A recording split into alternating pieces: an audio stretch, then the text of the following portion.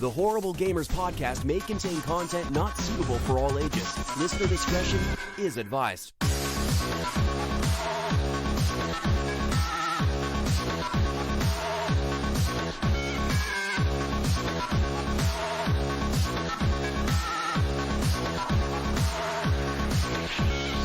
Welcome, ladies and gentlemen, to Horrible Gamers podcast, show number 392. Being recorded on April the 25th, 2022. I'm one of your hosts, Jesus and Gunny, also known as Jesus Walks Out. Today, I'm joined by my friend from the West Coast, the best coast, Gunny Chief. Henley Merrill is back. Welcome back, Gunny. Welcome. Hey, Jesus. Hey, how's it going? Sorry, guys, it's a little quiet time. I don't. What kind of shit? Hi, Gunny. Hey, look, I got a sick family member. They're taking nappy time. What kind of fucking shit is this?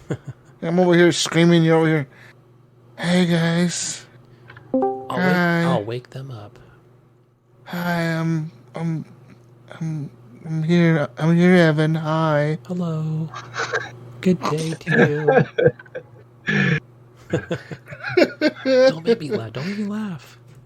And from the West Coast, the best coast, also from somewhere in the West Coast, the best coast. Evan Tanaka is back. Short Pockets is back. Hey, welcome back. What it do, baby? California, Hey. West Coast. That's right. The best part of the West Coast, best coast. Yeah. Welcome back. Welcome. Whoop, whoop. And from, I don't know if he's here or not. Is he here from little Ohio? Is Mayo here? I don't see a camera. I think I'm back online. Oh, Mayo is here. Oh, Hey, Mayo. Whoa. Hey, hello. He made it. it just come back on. Just got my internet back. Wow, welcome from Little Ohio. The Mayo Steve Wheeler is back. Woo! The whole gang is here today, ladies and gentlemen. Gunny's over there whispering for some weird fucking reason. But we're all here. We're all fucking here. Woo! Anyways, you can follow us on Twitter at _Horrible Gamers. Also, join us on Facebook. Horrible Gamers Podcast is our group or podcast page, whatever. Fuck, just go find the page. And there's a link to the group. You could join the group through the page, or you could just search for the group and join the group. Anything you post in the group stays in the group. It's a private group. And leave us a review on Apple Podcast, on Spotify. And leave us reviews, because I see the reviews. You may think I don't see the reviews, Mayo, but I see the reviews, okay? Oh, okay. 5 stars Okay, on Spotify. I see them. I'm about to write you a novel Oh, about why this show sucks. oh wow, okay. You know, any long reviews, I'm not going to listen. Wow. I want to read them all. I'll read them all, don't worry. And you can support the show by doing that. Also by sharing it with your friends and family and whoever the hell else you want to share it with. But you can also give us some monies over at Patreon Machine, like our friend Leahy. That's right. Leahy. Legendary dog. No, That's he's not not what- legendary. It's not That's not what the legendary D no more. stands for. Oh, sorry. Okay. Jason Sams, Robert Noble, Sean Patrick, Chad, Henley M, Pork Poo, Pork chop. Nipron, the best HGP host ever, Yes. Evan, Big Girls. I want to say that this is in plural. Big Girls, Big D Tanaka. Whoa. Playa. Jonathan, Titan, Big D Hall, and the first HGP Patreon Bill, still even the biggest D, Gardner the second, the Elden Lord. I guess Yes, he extra is. title now. The Elden Lord, okay. He did. I think he also ordered a furry Xbox controller. Whoa. I don't know. I saw it on Discord. Like a furry, like he dresses like a furry, and he ordered an Xbox what? furry controller. I'm gonna get in trouble here. All right, let me go back. Okay, it is a Furby Xbox Oh, furry. that sounds even stupider than the furry controller. This thing looks terrible. That sounds even stupider than the other one. God. Okay. I thought the furry controller was gonna be like the Sonic the Hedgehog controller. That's what I thought too. Like something cool like that. Like, oh, okay, I get it. No, this is stupid shit. Okay. Anyways, ladies and gentlemen, welcome to the show. We're here to talk about video games and whatever else we feel like talking about. First of all, I want to address the elephant in the room right now, and that's Evan over there. Oh no. Evan, I making a fat joke? Oh, big D joke. Oh. Anyways,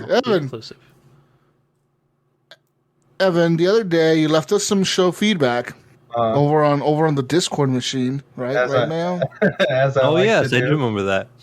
Yeah, some show feedback. Let's read it here. He said, on April 2nd, 2022, Evan Tanaka, aka Shirt said, "You guys suck." Aww, end quote. Thank you, Evan. I mean, that's so nice of you. We appreciate you. What's going on, Evan? What's going on? You want to tell us why we suck? Well, first of all, do you guys disagree? I mean, I do disagree, but okay, tell us why what do we suck? That's the question. Look, I don't even remember writing that, but it sounds like something I would write. I just like to, Were you high? I like to give you guys some feedback and keep you guys in check. Thank you. We appreciate the honest feedback, Evan. Yes, Thank you. That's what I'm here for. Okay, now that we addressed that issue, Mayo, you don't have to take him out no more. We can move All on. right, okay. He did say he was going to try to come to Ohio, and we were going to take him out then, but that feedback, the feedback was only 3 weeks ago. Thanks for finally getting to it. no, we just had to wait till we had you on the show. He's been over plotting. No, I read it. Who did I read it last week, Gunny? I think it was it last week or the week before?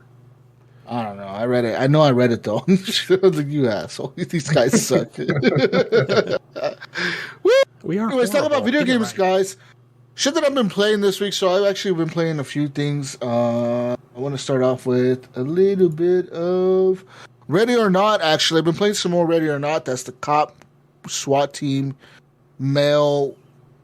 was it like fantasy, like super sexist male fantasy? There's no female SWAT officers in that game. Yeah, I just noticed that. There's no females. That's not inclusive. But were there female bad people? Mm-hmm. I don't remember. Mm-hmm. Was there? No, there's a lot of female bad crackheads. Ooh, that's females can be crackheads too. Yeah, they run at you with knives, There's all kinds of bad guys in the game, all right, Gunny? They're very inclusive in that. Okay, you're saying there's bad guys, bad girls, but no good girls. Is that what you're saying? Well, there's civilian female as well, and there's male civilians as well. Okay. Like people you have to save or whatever, like civilians that you don't shoot or whatever. There's both of those as well. Oh, there's just no operators yet. Yeah, I don't want that gay shit. No, I don't want stupid fucking operators. Nobody wants that, dude. Who wants operators in a fucking Ready or Not game? That's like the stupidest fucking thing you could put in a game. Fuck that shit. Okay? It's Rainbow Six Siege, man. That's a good game. No, I mean, we're fuck kind of that over shit. it, but everybody else is. Anyways, Ready or Not, the new Rainbow Six Siege, that's 100 times better than Rainbow Six Siege. It is. It really is. It really is. Like, it's so much fun. It's way, like, people are thinking, like, oh, that was a terrorist hunt is fun. Nah, dude, like, this is more fun. It's just, it's so crazy. Like, you don't know, like, how the enemy's gonna ever react to you. You just don't know. You can never really be 100% sure if they're gonna come at you and try to kill you. If while they're surrendering, they're gonna kill you. If as you're going through, like, a room, clearing a room, they're gonna just, like, open the door to your right and come out with the gun and shoot at you. Or if the guy opening the door is a civilian trying to run away. Like, you just don't know the situations. You just got to be on your fucking toes the entire match. Till the game says it's over, you are on your fucking toes. Ain't that right, man? Like, you're on your fucking toes, dude. Have they added the shotgun trap yet? Have you played it? No. Okay. I did see that in the notes where they were talking about that, and they showed like a diagram of the shotgun on like a wood plank with like a like a string Yeah. tied to the door handle like and the trigger. Like a Saw And so, type thing. You know that movie Saw? Yeah. It's just what it reminds me of. But these like right now there's current traps. The current traps are flashbangs or grenades. And those, pretty much you just open the door and you set them off. The same thing with the shotgun trap. But did you also notice, Mel, that they're switching up the way the traps are placed on the doors now as well? So yeah, they have instead like mid and lower. Yeah, right? they have a mid and a higher one as well. So you got to make sure you clear the entire door, not just look down and fucking kick it open, because you might have a wire at the top that you don't see. We know how good I am at kicking open doors in that game. The door. I don't think we have to worry about that. Mail's bringing some WD-40 to the next game. They're also adding new guns to the game as well, and they keep improving the guns they already have in the game. And sometimes the guns they're adding into the game are new guns technically, but it's just a different variant of whatever rifle is already in the game. So I think they already have the MP5 Mail, but the variant of the MP5 that they have right now is a different one that the one they're going to put in. I think they said the one they're going to put in is used by like special forces or whatever, while the one that they already have in the game is used mostly by like police or whatever. Like police SWAT teams use the one that's already in the game, but more like military and special forces and shit use the ones that they're going to put in the game. And they say they handle differently, like because they have different stocks on them and they're made out of different shit or whatever. So like the guns handle differently or whatever, based upon which variant you fucking decide to use. So yeah, it's kind of interesting to see how they're doing all that. I saw in their notes as well how they support like the modding community. And they definitely do. A couple of different mods, and I never thought to look. I know they had some stuff, I think, on Nexus Mods, which is kind of a big mod website. And a couple of ones they referenced was like a lighting one. It had like neon lighting, so I almost had like a ray tracing effect and stuff. I can't remember what the other one was, but they look pretty good. So it's kind of nice that they're behind the mod community. Yeah, they do a pretty good job of supporting the mod community, I think. So yeah, I love that fucking game, dude. Like, that's one game that I could play with my friends like a long time and not get tired of it, Mm-hmm. And when was it?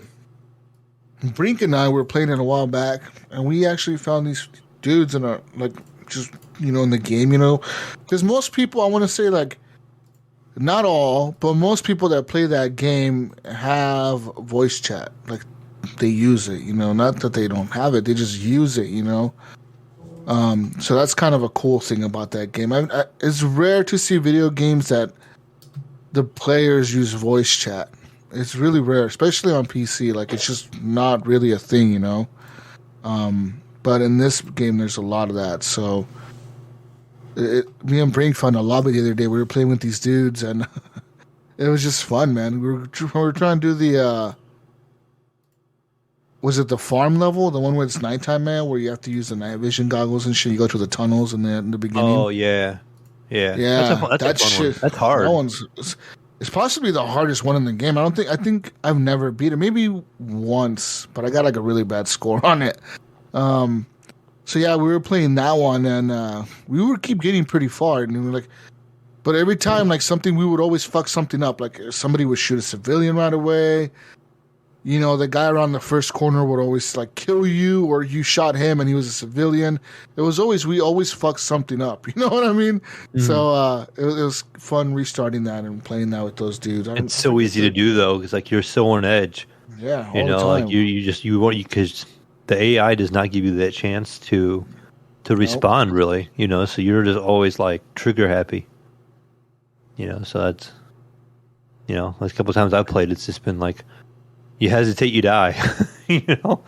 Definitely. Like so you just shoot the civilian if you think any doubt. Yeah, and sometimes, like I said, the civilian will look like he's running away from you, and all of a sudden they'll turn around and come at you or whatever, or they look like they're surrendering, and as they're surrendering, you see them reach for their waistband and they'll pull out a fucking gun. Like as they're like going down on their knees or whatever, they'll pull out a gun and shoot at you. So. Yeah, that happens every once in a while. But yeah, anyways, Ready or Not, check it out, ladies and gentlemen. It's on Steam exclusive. Ryan and Evan, Steam exclusive. It sounds too stressful for me. Oh, it is. It's fucking it's stressful, fun. but it's fun. Yeah, like you're like, fuck yeah, I want to do that again. It's hard to explain. Like, there's not a huge like, oh no, we have to start through and go through all this over again. You almost kind of want to and be like, oh, we're gonna do it this time. It's gonna be better this time. Yeah, kind of like that. So is it like co-op online, or is it like? Yeah, I mean, you can play online with friends, so you're playing against the AI, but you can play solo, but the computer will control your squad that's with you, and you can kind of tell them what to do, and I think that kind of breaks up the immersion. If you have other live people to play with, they just kind of know to breach a door and stuff like that, where if you play without anybody and you play by yourself, you got to tell the computer to like, check the door or do this or clear a room. But if you're playing with a group of like 4 other people online, they just know, so you just kind of all work together and you just go through it. You don't have to sit there and bark out commands and tell your teammates what to do, But it's never like it's like I guess you could say it's like PvE. It's definitely, they haven't put a PvP mode in it yet. I don't know if they will. I haven't heard anything about it or anything like that, but the AI is so good in this game. They are so quick and so responsive, and you just never know how they're going to react. Like Jesus was saying, they'll start to surrender and practically start to get on their knees, and then all of a sudden they'll let us turn and pull a gun, or or they'll hold a door shut. Like you try to push open a door, they'll push it back from the other side, or try to flank around you and stuff. They're pretty smart. Yeah, maybe. It's something you definitely want to play with friends. I feel like. That or with these other people online. Hypothetically, if someone didn't have friends, would they still have? I mean, I don't know. Maybe that guy should join a gaming community. I don't know, Evan, like Horrible Gamers or something. And yeah, we have a group. Maybe he'll find some people to play with. I don't know. I'm looking for one that doesn't suck. Okay. No, the game actually, like I said, it's one of those games that's kind of weird. It's kind of like one of those games on PC, in my opinion, that really kind of, even if you're playing by yourself, you're going to find people to play with. You know what I mean? Because everyone, like I said, uses the mic. Everyone uses mics. And some people are a little weird about, like joining your Discord or becoming your friend, quote unquote, because they're like, oh, bro, I already got my Discord over here, and I don't want to fucking join yours. Like, fuck you. It's like, okay, we're a fucking cool guy over here. Or like one time, I asked this dude if he had Discord, and he's like, oh yeah, I do, but I'm already in chat with my buddies in another Discord. I'm like, what the fuck? Like, how are you playing this game by yourself, and like, they're playing something else completely, and you're talking to them? It's kind of weird. Yeah. But yeah, the community is actually really good about getting together with voice chat and playing with you or whatever. The push to talk isn't too bad, really. I mean, I wish they had open mic. That would be much easier. Yeah, the audio quality. Yeah, the audio quality is pretty good in the in game. Mm-hmm. It's way better than like Apex. Like. Oh, definitely. And it has 2 different types of chat. It has local, which is proximity, and it also has like squad chat. So you're like, if you split up from your squad in the match, if you switch over to squad chat, you can hear them on the radio, like from across the map. Okay. Gotcha. So that's super helpful in some cases. That game is super immersive as shit too. I know it's one of the things they've added recently in the last patch as well. I don't know if Mayo noticed this or not, but pretty much was like if you're separated from your team, you'll actually hear like the guy on the radio telling the people to get down on the ground and shit. You hear him saying like, "Get down on the fucking ground" or whatever. Like, put your hands behind your back, or like you could hear them on the radio. And it's kind of like cool hearing like those call outs being made from the fucking walkie-talkies. It adds a little bit more of immersion to the game. You can also toggle like this head cam thing that pretty much shows the head, like, because everyone's wearing like a camera on their helmet or whatever. So you can see that camera view from their helmet, and on your screen it's kind of like a HUD thing or whatever. So you can kind of It doesn't show you a mini map, but you kind of get a sense of like what room they may be in because of the camera, you know. And then whenever they get injured or they go down, the camera will kind of go like static. So then you got to switch over to the next one or whatever until you're the last one alive, which does happen sometimes. Yeah. Anyways, ready or not, cool game. Speaking of voice chat, though, another game that just added voice chat, gentlemen, Battlefield 2042. I was just putting that in the news. Guess what, Mayo? They something. just added voice chat. Yeah, you're muted, Mayo. You're muted. Oh yeah, voice chat, huh? Oh yeah, voice chat, Mayo. Yeah. Welcome to 2042, right? Yeah, you know, that's a good one. Yeah. Yeah. Anyways, Battlefield 2042 just got. I know that's what you were waiting for, Evan, to play the game. I know you told me one time, like, you're like, Jesus, I'm not getting this game until it gets voice chat. Is this the newest one, or is this? I'm Yeah, so it's the confused on the numbering. The latest and greatest. Yeah, it's the latest Battlefield. Not the greatest, but the latest for sure. Wait, is there Battlefield 5? Yeah, Yes. It's funny. I've been, on the Xbox PC Game Pass, they're like featuring Battlefield 5. So they went from Battlefield 1, or they went Battlefield 4, and then they went back to 1, and then they went to 5, and then they're at 2042? Yes. Yes. Whack. All right. Actually, they went Battlefield 4, Battlefield Hardline, Battlefield 5, Battlefield 1. Oh yeah, I forgot about Hardline. Now Battlefield 2042. Yeah, that was the order they went in. Game. Yeah. Not bad on the multiplayer, but single player was stupid. This one doesn't even have a single player, so the multiplayer sucks, and that's like the worst one, I would argue, out of all of them. It's this one. Anyways, the new patch, Mayo, went live the other day. It added voice chat. It it fixed stuff. What They things said did it fix? it Is there is there a goal to get back up to 1,000 concurrent players? Is that the goal over here? they fixed stuff. They added voice chat, guys. Big news here. They say over 400 fixes, Gunny. Jeez. One of the things Right, I'm that's a reading here. big number, Now, 400. is this update out? Because this. Yes, it's out. I told you. It came out like 8 days ago. All right. This article I'm reading today talks about a data miner has managed to discover some new images and information relating to. No. This is news. That's news. What are you doing? Don't read the article. I thought That's you were news. reading news. No, I'm not reading news. I'm reading old news. This is old last week news. Johnny, that's not the order we do the show in. I think Gunny, after this is we not the order we recorded, do this. or while we were recording, that came out. The patch came out, last week. And anyways, went live.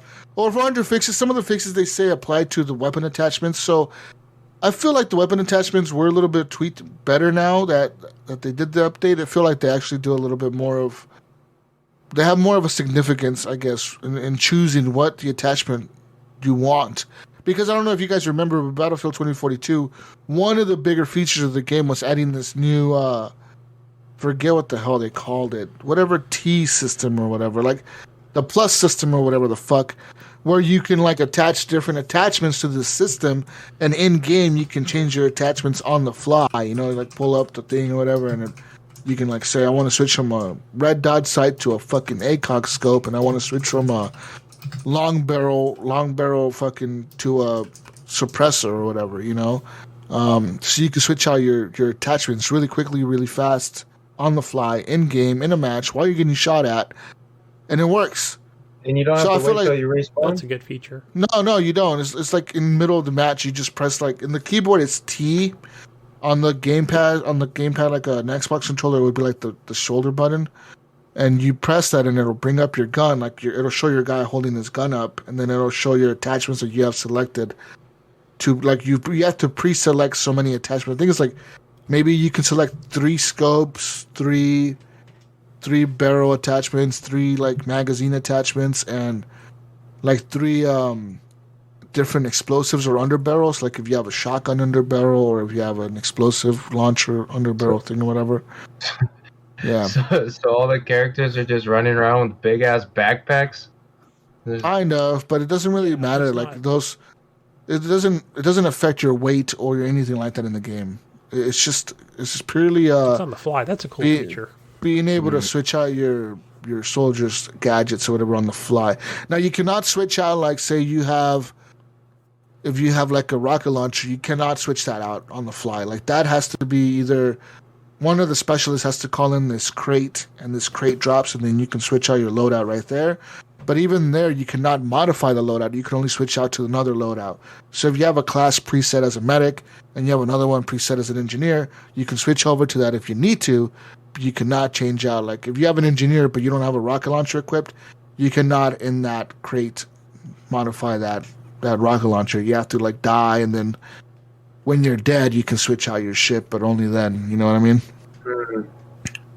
Anyways, these attachments feel a little bit more balanced now. Now, while playing the game, I did notice a lot of chatter in the chat. Like a lot of people were actually in chat chatting, and most of the people were either like the players that never left Battlefield 2042, that they were there from like the get go. B, new players coming into the game, or C, players like me who really kind of like Battlefield. They came in the beginning, fell off hard, and now we're trying it because of the new patch. And, you know, a lot of the sentiment in the game was like, some people were like, it didn't change nothing. This is bullshit. This is whatever, you know.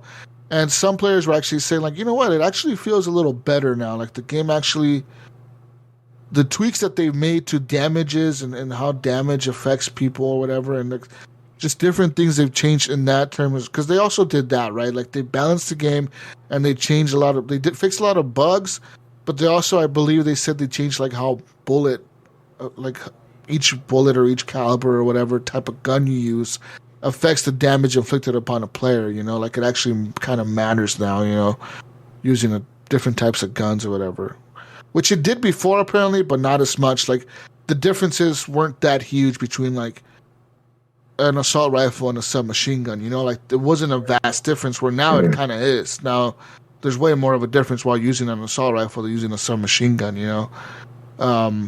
So yeah, I personally felt the game felt a little bit smoother. I didn't notice any bugs, to be honest, but I know there's some still probably there. I just didn't notice it myself, didn't experience it myself. The game does run a little bit smoother.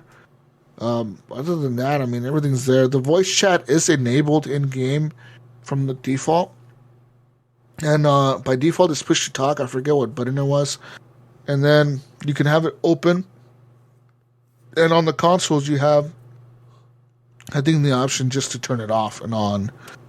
So I don't think you can toggle or push to talk on the consoles. I don't know. Maybe you can. I don't fucking know. No, they usually don't have those types of features on any shooter games that I can think of. I could think maybe Battlefield would, because they're super like picky about like having all these settings available to you. But I don't know. You know. Other than that, it's there, Mayo. Are you gonna go back to Battlefield, Mayo? I never picked it up. Remember, I played the demo, the Xbox trial. Fuck. I was never sold, so probably not. What about you, Gunny? Yeah, I'm going to go back and check it out. I only played like maybe an hour of the demo, of the EA trial. EA Access trial. Wow.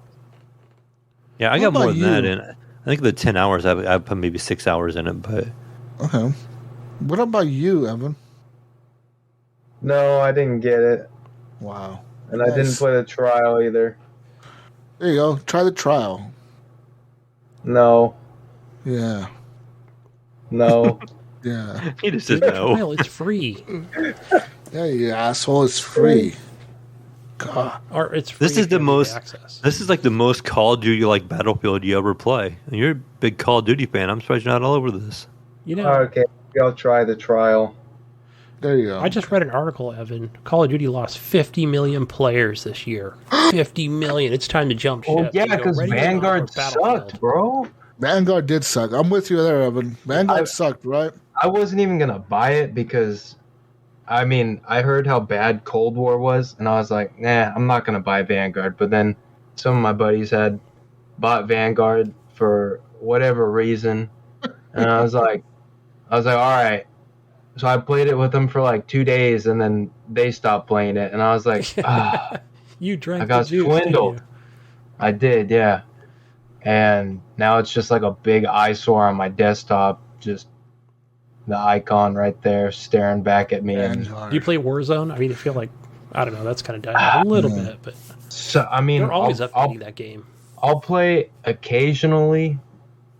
I'll put it this way: every time I play, I have to do an update, so it's not that frequent that I get on there. But same thing. There's my buddies hop on. They're like, "Hey, we're all on right now. Come on, let's play Warzone." I'm like, okay. I mean, I don't. They have a bunch of different modes now, so it's a little bit. It's not just like the battle royale. Like you're able to. Some of the modes you're able to, respawn. So it's kind of like, I don't know. It's weird. I like those a little bit better. Me too. Is it Plunder? I think it's called. No, it's Resurgence is the one. Okay, I haven't played that. Yeah, that one's so you drop in like normal, and they're different maps too. There's like a couple different maps, but like for Resurgence, you drop in like normal, and then you're just trying to you go if you get killed and your squad is still alive, you have to wait like 10 seconds or whatever. It'll say like survive like however many seconds before you can respawn. So it kind of just depends like on like how many people are still left and then probably You mean your team has to survive that long? I mean, you're not in Gulag, right? Or nothing like that? No. I forget. I'm not super up to date on all the modes and specifics, but you might have the Gulag once, but I think in Resurgence you're just waiting to come back. There's like a little respawn timer, and as long as your squad stays alive, then you get to drop back in. So it's like if you have like a few guys down at once, then you just have to be like, oh dude, you just gotta hold on for like 10 more seconds, like don't die for 10 seconds. Cool down. Yeah, I mean it's okay. I mean it's a little bit better that way. I think it's I guess it's just different. So yeah, word. Anyways, that's Battlefield, so I played some of that, and that was mostly because of the update, and I probably will continue to play it just because I'm kind of back into it, sort of, kind of. I've mostly been playing that breakthrough mode, man, where you have to defend the two objectives or attack them or whatever. Mm-hmm.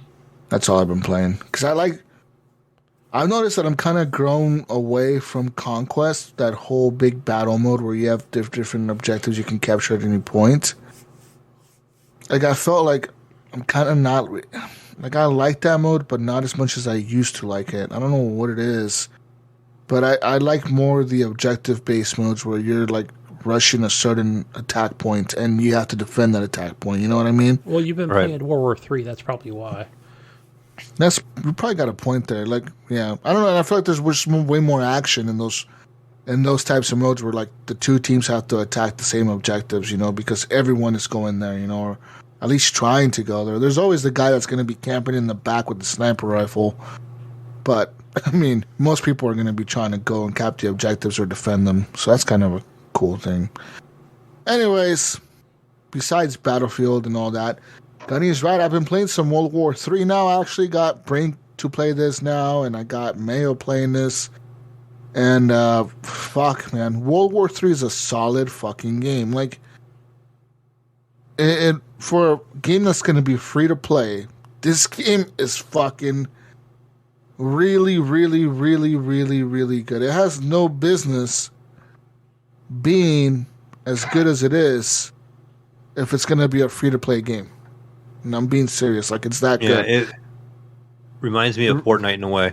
They're gonna rely on that battle pass and skins and and you can see it in some of the menus. You know, you have a lot of options for skins, for gun skins and different stuff like that. So I got a feeling there's going to be a lot of stuff in battle passes for us to buy. That's where they'll get their money. And I think it'll be good to grow this way because there'll be enough of those hobo noobs out there for you to feast on, for people that are really into this game, Yeah, like the new players. Yeah. The Christmas noobs. Yes. The Thanksgiving Christmas noobs. The holiday noobs. There we go. It's the Christmas noobs, the ones that get the new consoles on Christmas or the new Call of Duty. And you're like, yeah, motherfucker, I want to fuck you up, level 1. Evan knows what I'm talking about. Yeah. Oh, man. But yeah, World War III, an amazing game. Let me tell you something. I'm not a huge fan of like team deathmatch in a game like Battlefield or whatever. Like you can ask Brink. Like, Brink loves that team deathmatch shit on Battlefield. I fucking hate it. I'm like, dude, I don't want to play team deathmatch. He's like, come on, Jesus, let's play team deathmatch, man. I'm like, no, dude. Like, I'm not doing that. I'll do Conquest. I'll do Rush. I'll do whatever other fucking mode. I don't want to play team deathmatch. It's just too random for me. It's not like Call of Duty and Battlefield, man. In Battlefield, you just spawn wherever. You don't spawn on a certain side of the map and run to the other side. Like, no, there's no spawn points. The spawn points are like everywhere on the map, and you can spawn literally behind someone and just kill them, or you can spawn in front of someone and they just kill you when you spawn. That's how team deathmatch works and not in Call of Duty, but in Battlefield. Anyways, the team deathmatch in World War III. I was gonna say ready or not. Team deathmatch in World War III is fucking solid, dude. Like, it's like Call of Duty. You got the two sides on the map, and the spawns will flip or whatever. If the teams push too much to a certain side, the spawns will flip. And I think one of the coolest aspects of it is that the matches are not long at all. So instead of being 10 minutes long like a Call of Duty match, the matches are only 5 minutes long. And instead of being like 100 kills or whatever the Call of Duty matches are, like 75 kills or whatever, 75. These matches are only 50 kills. And what's kind of cool is, yes, they're 5-minute rounds, but there's 2 rounds per match, or sometimes 3 rounds per match. Yeah, it's best out of 3. Yeah, it's best out of 3. So if you win the first 2, then you're good. But sometimes, each side will win 1, and then you go to the tiebreaker, at third match. And the maps are well done for a team deathmatch. They're the same maps that you play in the other mode, the tactical. This thing is called Tactical Ops. That mode is like Conquest, where you have a bigger map with like different areas, and you have to capture the 2 objectives and link them, and then go grab the other 2 and link them, and then you got to raise so many points and win or whatever. So these maps are like little maps inside that big map. That's how they like. It's like Battlefield Team Deathmatch, where they use their same maps. They just have a smaller section of it. But it's well done, dude. This game is really well done. Now, like May was saying, I'm kind of curious to see what they do with the free-to-play aspect of it and how the unlocks are going to work. Because right now I'm level... What am I, man? Like maybe level 20, if that, dude. You were like 16 or 17 when we played together the other day. That was, half a week ago, maybe? And I feel like I'm not ranking up like really fast. Like the ranking up in this game doesn't like occur like Call of Duty. You're not gonna be level 20 in 5 matches. You're just not. Like you're gonna be level 20 after a long time playing this game. Like I've been playing it for a while, and granted, I don't play it every day. I don't play it as often as I would play Call of Duty or Battlefield, but I do play it, for like 3 hours at a time or 2 hours at a time. And when I do play it, I don't feel like the ranking up is as fast as any of those other games, man. Yeah, I agree.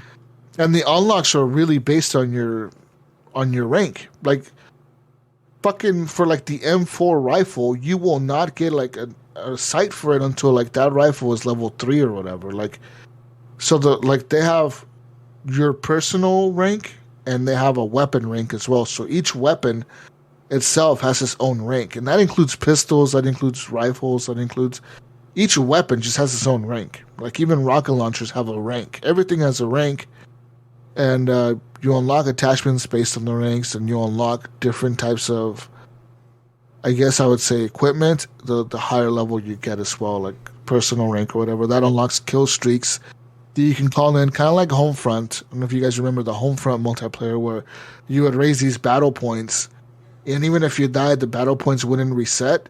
It was just be like, to call in a tank, you need like 4,000 battle points. So pretty much you would like either have to be really good, but if you kept dying, you may be able to call in a tank at the end of the match almost. You know what I mean? Like, yeah, you don't got to be that good. Yeah, you get at least one cool kill streak or whatever.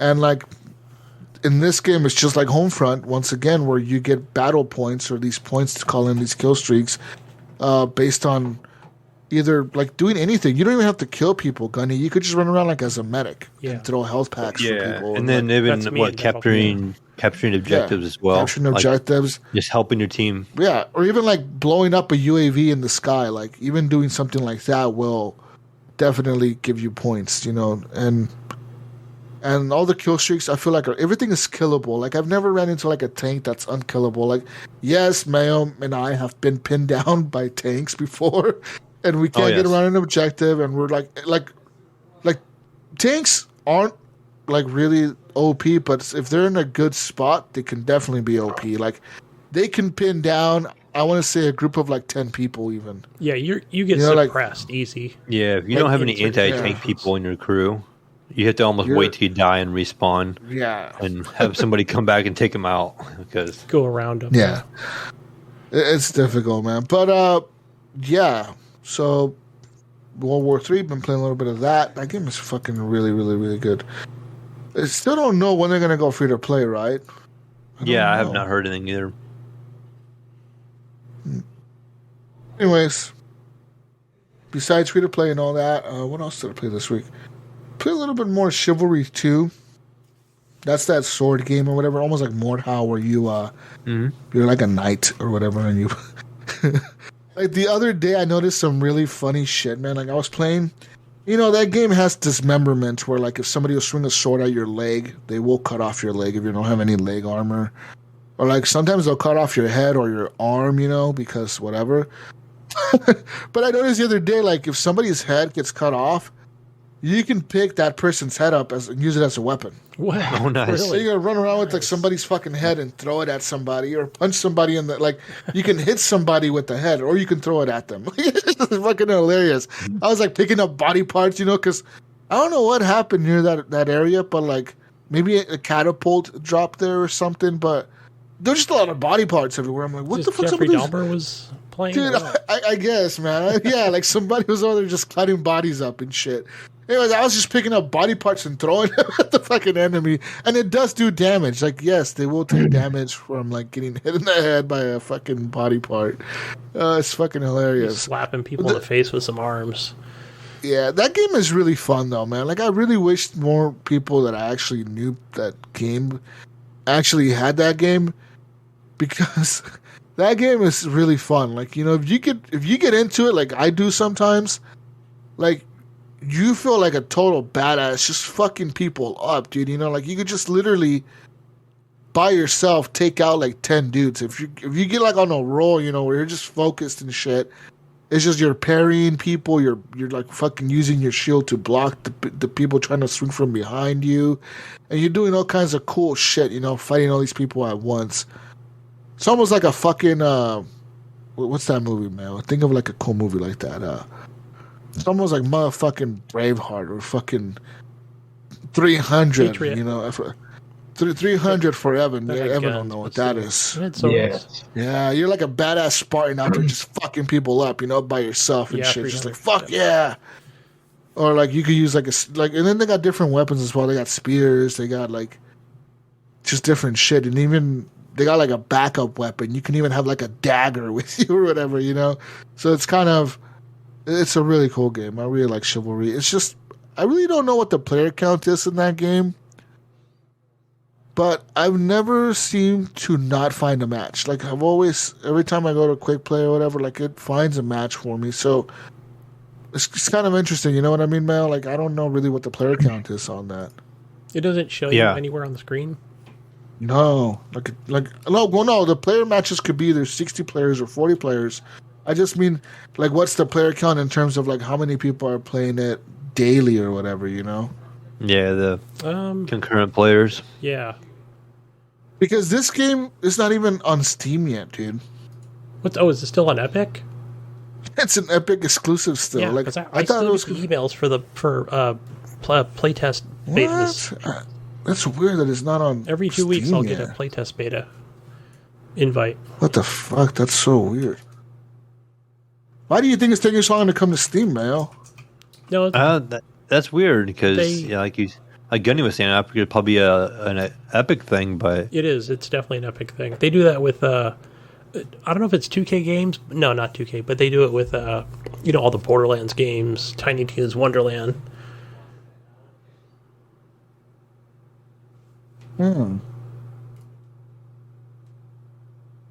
That's so weird. Yeah, that's what they. You know, and people would assume that, like, this game released in 2021 in June,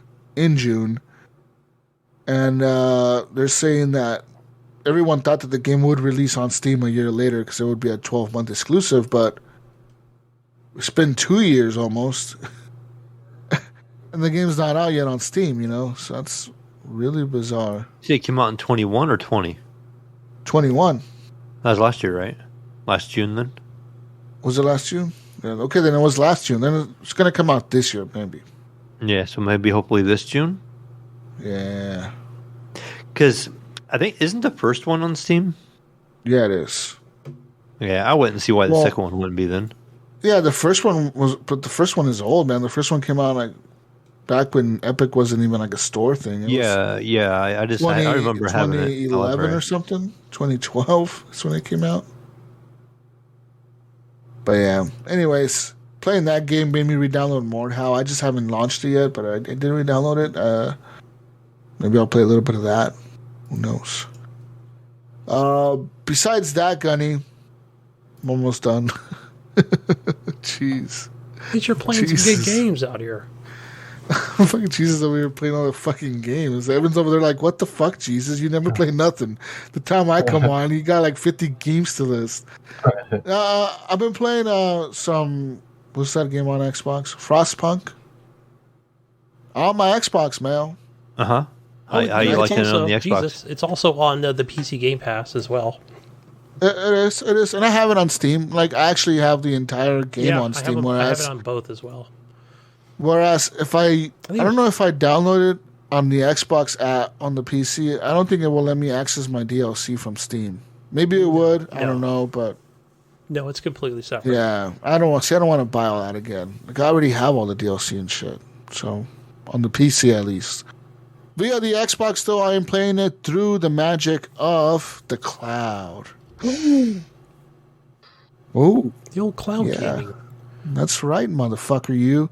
I'm playing through the cloud. It's really actually pretty good, man. Like, in the beginning, during the cutscenes, and during like little cutscenes because there's a little bit of cutscenes throughout the story or whatever, nothing major. But when there is a cutscene, I do notice like a little bit of artifacting on the screen. Now, that could be.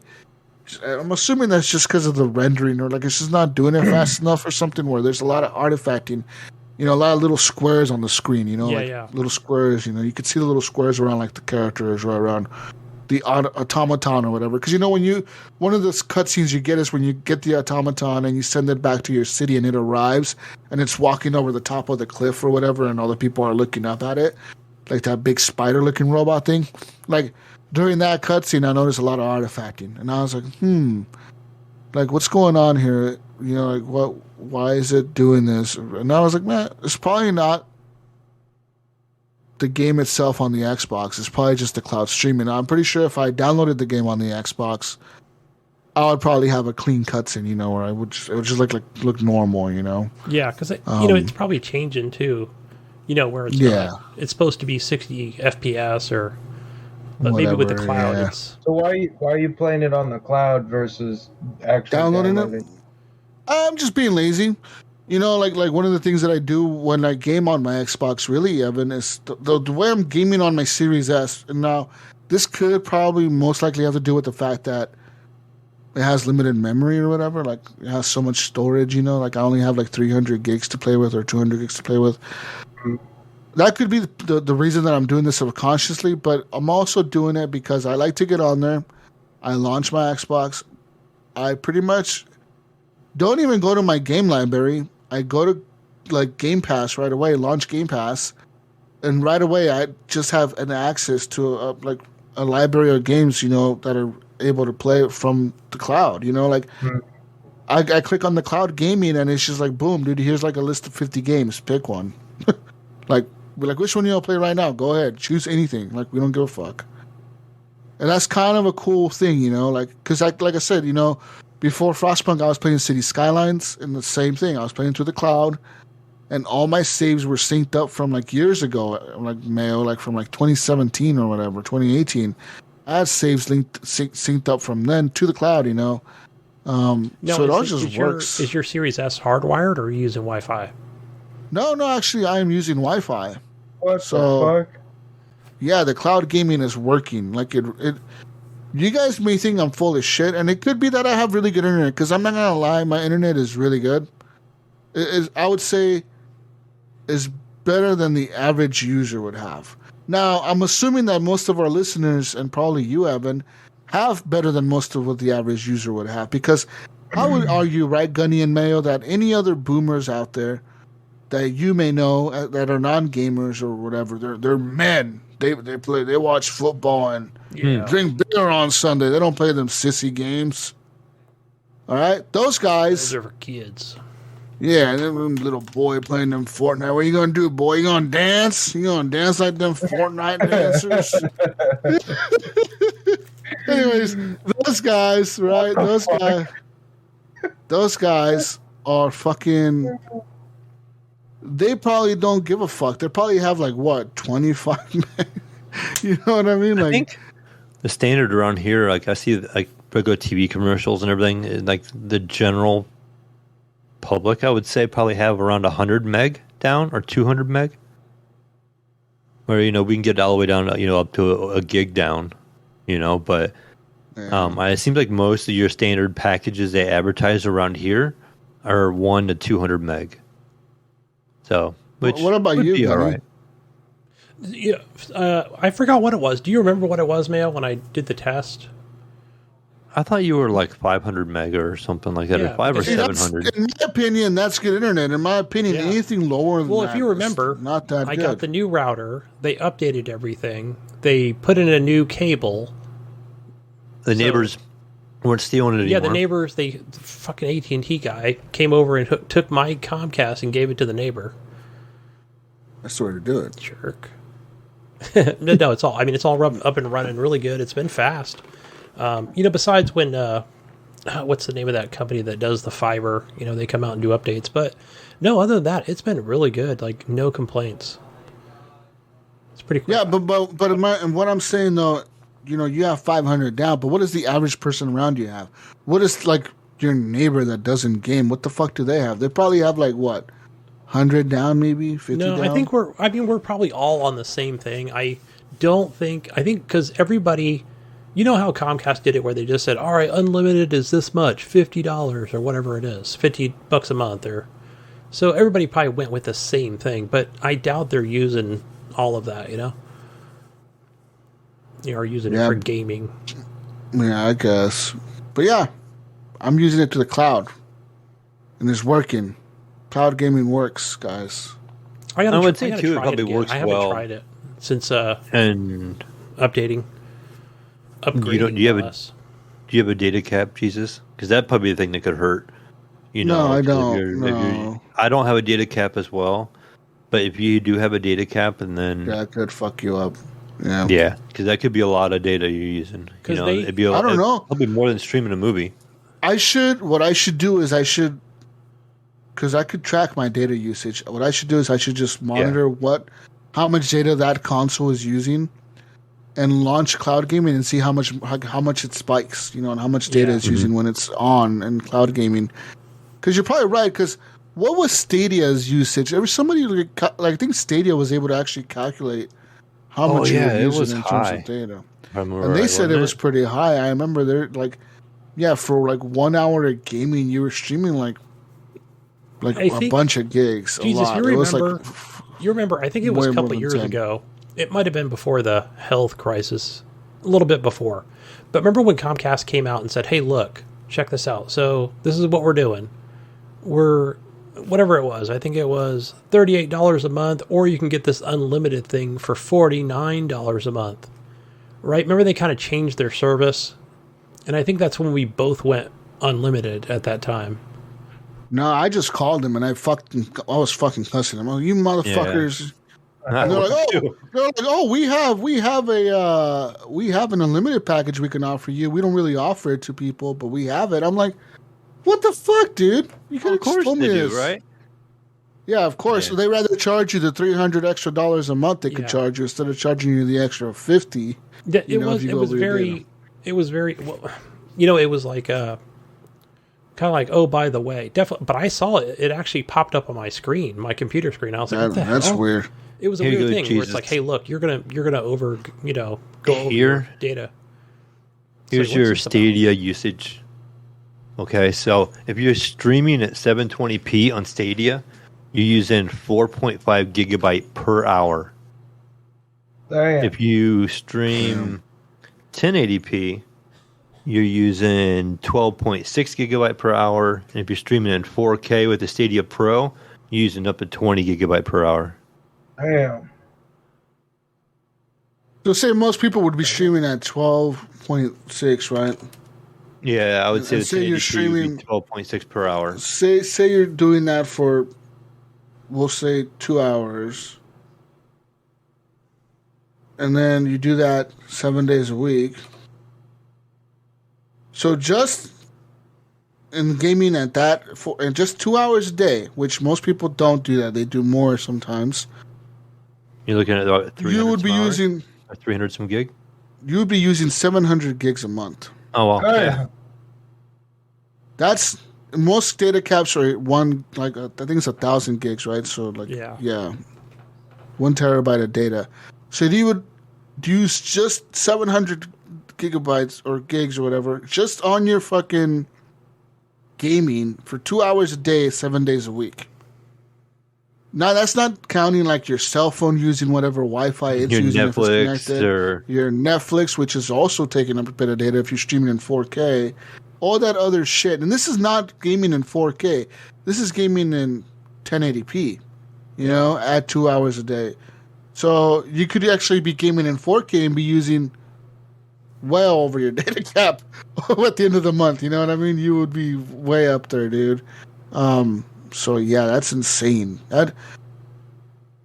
So like you're right, guys. Like cloud gaming is cool, and I guess I never considered the data cap or whatever, Mayo. Like for me, it was just like it works, but I don't have to worry about a data cap. I guess I took that for granted, because now I'm thinking I do as well. Fuck, like if I had a data cap right now, I'd be screwed. You're fucking streaming Frostpunk or whatever, and the shit's probably using up all my data, Gunny. Yeah, probably. God. But I guess the good thing about it is it's not like a mobile phone package where you get throttled. Never have to worry about that. Oh well, that's not I yet. haven't heard of anybody getting throttled. Not yet. Internet service, but Right, yeah. I think the one that I have at my other house, Yeah. up in the mountain house, I'll call it. Yeah, I think we will get throttled. It even says that hey, if you go over this amount, yep. Okay. Yeah, That's just fucked up. And I've tried doing cloud gaming up there, and it doesn't quite work. It does get the pixelated squares. Yeah. Yeah, I'd say barely playable. Wow. But yeah, that's all I really played this week, and that's an hour of me talking about it. Wow. God damn. Ooh. Okay. Well, I haven't been playing a ton. I can kind of shorten mine up a little bit. And, I can balance it out with Jesus here. We'll cut his down to a half hour. We'll just add it to mine or something. I don't know. But no, Jesus, we actually did play some games together this week. We did play a little bit of Fortnite together. Oh yeah, we did Fortnite. mess around. We wanted to jump in on the no building Fortnite. We did. We were kind of looking for something to play. We were playing some World War III for a little while, We were. and I can't remember why we decided to jump off. But we're like, I think the that one bug happened where it kicked us off to like the main screen. that's It was, like, right. We got kicked from fetching the server. Yeah, it was Yeah. fetching the servers or something. That Instead happens of every so waiting. often. Yeah. Yeah, instead of waiting, we were trying to figure out what we were going to play. And since my son was here, he plays a lot of Fortnite on my PC when he's here. And Jesus asked him what I had installed. I'm like, well, I have Fortnite installed. I said, we could mess around with that a little bit, you know. So we did jump in, and we were both level 1, I think. Yeah. And then Jesus and I paired up, and then my son was at his mom's. I decided to message him and have him join us, you know, come in and give us a nice little hard carry. Yeah. But I mean, I felt like it was very easy. Like the matchmaking really gave us pretty easy opponents, you know, probably because we were so new. I think it was because we were new, but at the same time, like your son is really good. Yeah, yeah. I mean, he's good at the game in Like general. no bullshit. Like guys, we were like playing, guys, right? Check it out, Evan. We were playing, dude. And it's like walking through like a war zone with John Wick as like your fucking Pretty much. like you know Yeah. what I mean? Like this motherfucker, he's over here spotting people like 600 meters away and shit. Like, guys, you see that guy over there? He's fucking like half the time I was like looting shit. I look up and I hear gunshots going off, and it was usually Mayo's son somewhere across the map fighting Killing a the whole squad. squad. Killing the whole squad by himself. And he's over there fighting the whole squad, and he just fucking, I knocked him, oh, they're down. Okay, guys, I'll be back. You guys were like, Yeah, where? here- Where? Shield. And then, sure enough, it was like literally, it was kind of like, wow, like is this even fun right now? Like, what? We need him in Ready or Not, dude. He could just walk us Yeah. to the map. Right? He's got all Like, purples. You guys are still rocking green guns. It was like- kind of interesting having the vehicles and stuff. Like he was showing Yeah. us like the party bus. You can drive the party bus, and it has like We drove machine the guns party on top. bus. Yeah. And then one time you jumped in a semi truck, and then I jumped one, and we were like a little convoy running around. we were driving Yeah. our plate. But So, yeah, it was we fun. though, got man. like 4 or 5 wins, and maybe Easy, yeah, it 6 was like- games. There's only like one game we Yeah. didn't win. Though I think that one game, okay, I think because man, we got in there with fucking John Wick. We're getting Yeah. carried like left and right, so we're always winning. Literally, Gunny. Like it's like we're not like, dude. We were at Victory Royale. The match was going so good for us that I wasn't even aware we were like the last team alive. Yeah, there'd be like I'm just one running team around left, with these and guys, We just just- run into them. Yeah, I like randomly run into them. We weren't even like trying to find them. We were just like randomly run into them. Okay, boom, fight them, kill them. Oh, we won. Wow. Yay! Yeah, Yeah, start another one we up. won. We won. Oh wow, we won, guys. Woo. It was like no excitement, man. Now- Your now kid you guys need to really get into building mode, okay? he really Yeah. carried us. He does. I mean, I've watched him play like really higher competitive lobbies. Yeah. You know, where he gets in with the ninjas and those guys, and he's got like that kind of his main account. Like he will Yeah. pull in pretty hard lobbies. Listen, I've seen him drop Evan, 20 kills in a round. You know, like I've This seen guy, him wipe out squads. listen, this guy is so good, Evan. He had to make a new account to play with us because he knew we sucked that much. Yeah, he wasn't going to mess with his good account. he's like, bro, I can't mess up my KD carrying you guys. I'm gonna have to make a new account to play with you. Damn. Like, yeah, bro. Yeah, he's that elite. Okay, he's that. The last, I do know the last time he played, he'd stepped back from a little while, and he was playing with one of his buddies. He was telling me he had a KD of like a 9. Oh shit. So, I mean that's in a higher, higher matchmaking MMR. Yeah, his son is a fucking. Yeah, he plays a lot of PC. Probably tell. Yeah. He's He's pretty good at shooters in general. He's really good. I know when he played Apex, he joined us for Apex, and he became better than me in like a week. He made it up last platinum, and we couldn't even play together anymore in ranked because he was 2 ranks higher than I was already, and so we couldn't play together anymore. So he had to make a Smurf account for that after like 2 Wow. weeks. Wow. So yeah, we did play Fortnite. I completely forgot we played Fortnite, but yeah, we played Fortnite. I mean, it was a good time. The shooting is pretty solid. You know, with the no building, it's kind of different. It feels kind of weird having a pickaxe when there's no building.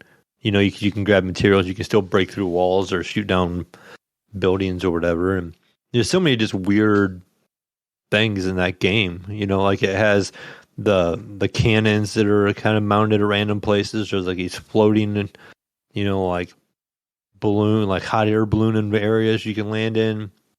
There's, you know, your regular towns, but just so many weird things in that game. I remember my son handed me a fish, and he's like, "Here, eat this," and you eat it, and it makes the whole level translucent looking for a while, so you can see enemies easier. Huh. Which is kind of cool. It's like just the weirdest thing, you know. It's like, here, eat a fish. You know, it's like a puffer fish. But yeah, I mean, it was entertaining enough. He's been playing, and it kind of got me wanting to do it too. Is been watching NBA playoffs here, and he's been playing a lot of 2K, and it kind of has me wanting to plan to go back and play that. I might play that some this week, but. Been watching a lot of that 2K when he's here at the house. Jesus, I got bored the other day, and I felt like this sit back and chill kind of game. You know, I'm still not like, oh, there's nothing I really want to play. There's nothing really jumping out at me right now. And so I ended up firing up an old one, Jesus. I ended up firing up House Flipper. Oh, wow. And I'm like, I haven't played House Flipper for a long time. This is kind of such a chill game, you know? So I actually I fired it up. And wanted me to continue, and I'm like, no, I'm just going to start fresh again. So I started fresh, you know, and I did a bunch of chores and stuff, and I got all the things. And I've seen this on stream, and it kind of made me want to think I'm wanting to do maybe something. Did you buy this game, or did you just play it off my account? Oh, I have it. Okay, you have it. I've seen some streams where they actually do contests where, like, say, like you and I would buy the same house and see who can make the better house, and then people would rate it for the dollar. I don't know if you've ever seen them do it on the streams or not, but I mean, it's just kind of like such a chill game, you know? It's like you're knocking down walls and that you're game is so good. That game is fucking so good. I'm going through and I bought DLC. I bought like the garden, I guess like garden flipper or whatever it was, where you can do the outside stuff. And all of a sudden I see like I have more DLC, and I'm like, I didn't buy any more DLC. What the heck? Here they made a Cyberpunk 2077 DLC. I think it's just called Cyberpunk Flipper or something like that. And it just and it's just automatically. I bet if you look in your library, Jesus, it's in your library. It was just automatically in my library. I never bought it. And you have like these rooms in your house. It's like arcades. Like it's like modern day. It's like all dark. Like almost like you picture like a gamer setup. There's like a gaming chair, and there could be like an arcade cabinet, and just, you know, a bunch of neon lighting and RGB and stuff, and you can put that in your places now. But yeah, it was just on my Steam account. I'm like, I never bought this. Nice. So that's cool, man. I didn't do any of the missions on it because I didn't think I had owned it. And then when I turned the game off and I looked at my library, it showed it was in my library. I'm like, holy cow. You know, so evidently just by owning Cyberpunk on Steam, they just gave it to us, I guess, is my guess. That's pretty cool. So yeah, it was a neat little addition. You're right about that game, man. It's like so chill. You're painting walls. And I don't know what it is about it. It sounds so boring. You're like, you're fixing the wall sockets, you know. But you can just do whatever you want, Evan. Like you can just you clean you can buy a crack house, Evan, okay? And you could just pick up the trash, like all the trash in the rooms, and then just sell it like that. Hey, is this the game that I thought Gunny was talking about, but he actually did buy a house? Yeah, I think so. Remember when he was showing remodeling his house, and then yeah. I think you guys must have been talking about it one week, and then Gunny had actually bought his house around that time, and I was like, "Wow, this sounds like super realistic." Gunny's like, "Yeah, man," and I bought a house. It was. It cost me $500,000. And like, Evan's like, "Wow, this game is taking his money too." Yeah. Wow. Evan just celebrated 420. He's sitting there like, wow, man, like Gunny spent what? Gunny moved to the hills to play this game? What's going on right now? Yeah. Oh shit. No, like, it's so chill, man. Like I think it scratches that itch, man, inside everyone that like everyone has something, right, that you like to watch. Like I don't know if you've seen YouTube videos or like whatever videos, even like Facebook, Instagram has them, where people are doing like random shit where like they're either like they'll have like a press, like a giant press, you know, like a drill press, like a huge machine, and they'll have like a fucking teddy bear and they'll crush it. And then they'll crush like a fucking soda can or like a brick or a fucking bar of soap or like a computer or a phone, or they just crush different shit, you know, or like I don't know if you remember, there was a YouTube channel back in the day called Will It Blend or something like Blend? that. Yeah. Yeah. And they would just push it in a fucking blender mayo and blend it. Whatever. It could be anything, you know, a fucking fork or anything. You blend it.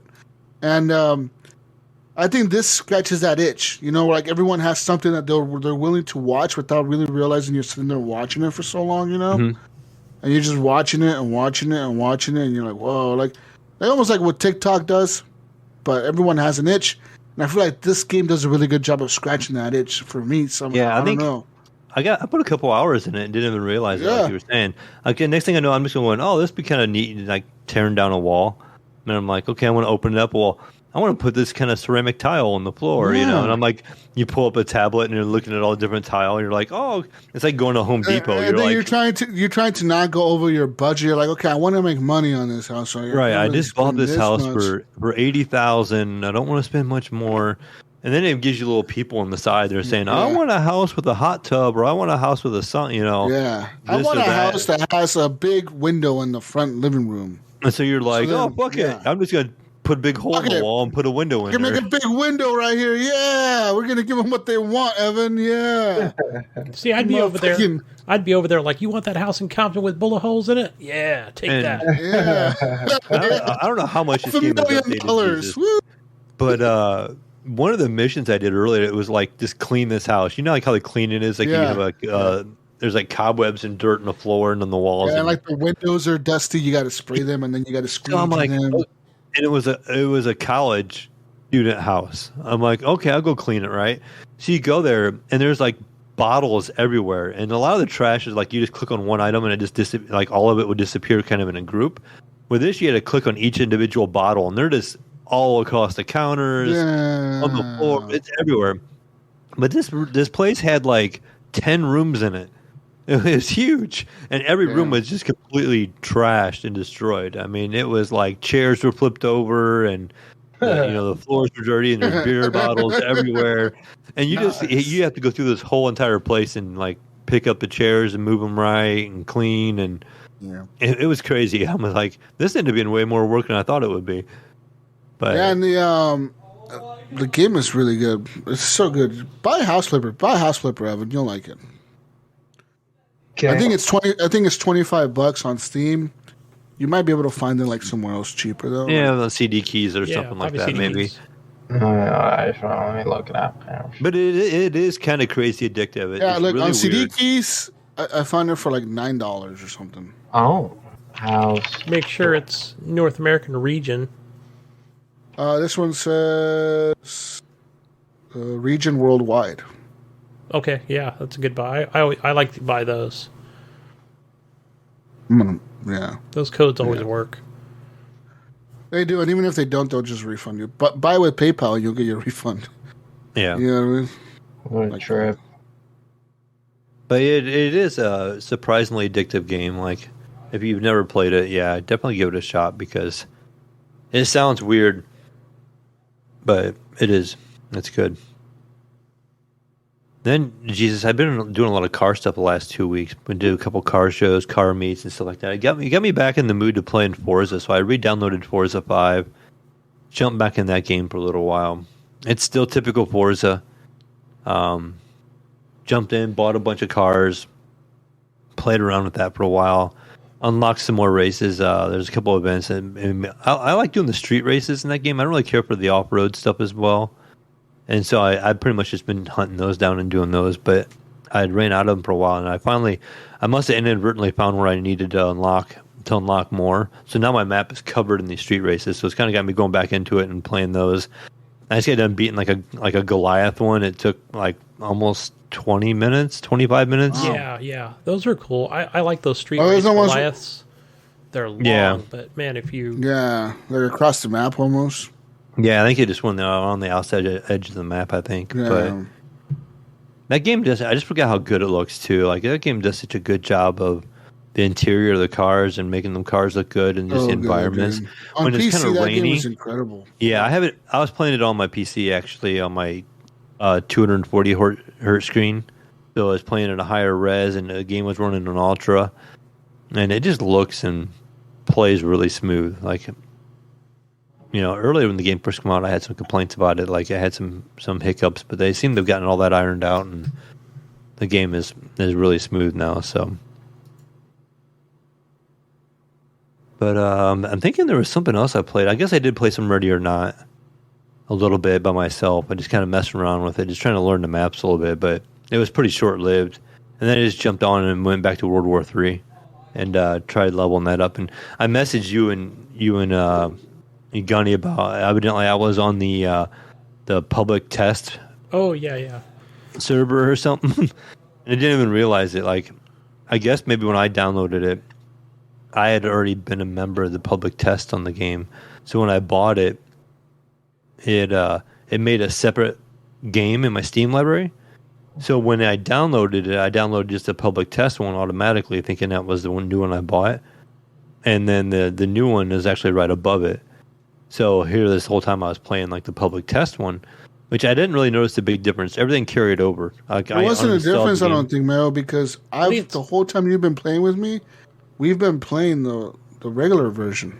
Yeah, and so when I jumped in, it goes to that launcher. When I launched that launcher, it actually had me re-download the whole game. I'm like, what the hell? Yeah. So then I had like 2 copies on there, so I uninstalled the other one. I'm assuming I'm game? gonna assume the playtest has like some hidden shit. Maybe, yeah. Some beta shit. Or limits me from stuff, because maybe that's why I was having a hard time first customizing some of the guns. Because remember, I was saying like, oh, I can't figure out how to get this to customize or this to unlock. I couldn't figure out what was going on. But when I jumped in the other one right away, it carried over all my friends list. It carried over my rank and all that. And then like shortly after that, a couple games in was when I figured out how to customize more of the gun. So maybe that even had something to do with it. I don't know. But messing around with that a little bit. So, but yeah, like you said, it's a pretty good game. That's probably the most fun I've had probably this week in a game. It was playing through that because it's, it does it itches it scratches that Battlefield itch. It's better than Battlefield. I mean, in all honesty, it's probably gonna be free to play here pretty soon. It should be. I hope so. They said it is, but we just don't know when. I think it's gonna be so fucking good. Like, I'm probably gonna buy the battle pass when it first comes. The truth is, they'll probably just give us the battle pass for the first because we're being we early. bought it, whatever. Yeah. But I look forward to playing the shit out of that. The kill streaks are really fun too. Like one of them is like a stupid little helicopter drone you fly around, Gunny, and you can shoot people with it. Or another one is like a fucking tank you can drive around with like a remote control. So you like hide somewhere, you spawn this fucking thing in. It's like a little baby tank, and you drive it around and just shoot people with it. Nice. Yeah. Till it blows up. It has no timer. Like the fucker, you could drive it for the whole match. You know what I mean? Like you could literally like drive it back to base and like park it in like the repair. Like there's like a repair station you park in, and like I think friendlies can repair you. Like if they pull out their repair tools, people can repair you. But if no one repairs you, which some people sometimes don't, you just drive it back to your base and park it for like 10 seconds or whatever, and then it'll heal up all the way. Then you just drive back out there and keep fucking people up. Like one match, I was in the tank for like 10 minutes, dude. Like fucking, I was in the tank forever. One match, man. I was just like, no, I'm never dying, dude. Like it was just fucking killing everybody. But then there's other times. I remember one time I was in that tank with you and we died really quick. Remember? Like right away. Like we were like full like so health, fast. Yeah, and it was just instant. We blew up, and we didn't know what had happened. I think we hit a mine and somebody shot us or something on RPG. Jesus thought we got hit with like what was it, like the air raid or whatever it is, the airstrike. An airstrike, yeah, it was and a tank at the same time or something, because we like it was just instantly fucking bad. blew up. Like we didn't even stand it. We didn't even like get a shot off. That's how fast it was. We were just like coming around the corner, boom. Okay, we're fucking dead. It was like the Russians invading Ukraine. You know, like, they just like get fucked up like right away, bro. It just didn't even have a chance. Anyways, Nice. what else? What else? What is it? I think that's it. We did download. My son and I downloaded the UFC 4 on the Xbox on Game Pass. We messed around with that a little bit in the living room, just kind of playing around with it. But those games are cool, man. It has a lot of character customization. It was pretty in depth. You know what game I missed that EA kind of like pulled away from once they started the UFC games? I miss Fight Night games, man. Fight Night, yeah. Like, I don't know about you guys, but I personally prefer watching boxing over UFC. Me too. I don't know. Just I don't know what it is. It feels. I grew up on boxing. Same here. Like, I grew up around boxing too. And, you know, growing up in Vegas, you know, like boxing is huge down there because boxing matches are always happening there. So fucking, like, I've always watched boxing or whatever, and I don't know. I really miss that game. I really miss Fight Night. Like, I think last time I played Fight Night round 3, which is the last one, or round 4. I think it's round 3 is the last one, maybe 4. I don't fucking remember. Last time I played that, it was like in a backwards compatible version of the Xbox 360 one. Right. I mean, like, they never released an Xbox One version of that game at all. Like, not even like a remake or a remaster, nothing. Like, it's kind of crazy, right? Like, and the thing is, like, lately, I feel like no one else has really entered the realm of a boxing game. Like, is there any real good boxing games on PC? I don't know. No, there's no license. I was gonna say, Jesus, what I was gonna recommend, like, after playing this, it doesn't compare at all to the boxing VR games. They are so much better. I just pulled up my Steam to see which ones I have. I had 2 of them. We got in the Creed one, and that one's okay. That one doesn't have a whole lot of opponents, but the thrill of the fight is really good. It's not as polished looking. Yeah, that game is really, really fun. Like, the movement, and it wears you out, and you got the punches, and it's. I might check it out. It's $10. Yeah, and it's really fun. It's really cheap. I'm gonna check it out. Yeah, because I still have the Rift, so I could play it on the PC, and yeah, it's probably immersive, right? It's probably like. I'm thinking. What's that? Wii boxing? It might be a VR version. Yeah, it's pretty much what it is, like a VR version of that. Except for, like, you get dizzy when you get hit, like your screen kind of blurs and it gets messages with you. And but yeah, I mean, you're throwing you know them hooks and everything and stuff, and it's just a lot of fun. I'm gonna have to check it out. But yeah, man, I really miss a good boxing game, like a good. Just stay in your boundaries. You know, don't be punching walls with your remotes. Punch your fucking monitor. Yeah, right. No, I broke my window, my drywall, my monitor. Good thing you do House Flipper and you know how to do all of that. Oh, there you go. Man. I can just I don't know how to do any of that. Hey, all I do is click on things, man. Anyways, that's all. That's all my husband playing, I think. The funny thing is, I'm just actually looking at the news in that game, and some professional boxer uses to train. Actually, wow, that's the first thing that comes up on the news on it. What have you been playing, Evan or Gunny? I don't really care. Whoever wants to go. Go ahead, Gunny. Oh, you know what I've been playing? Besides all these silly kitty Fortnite games you old guys have been playing.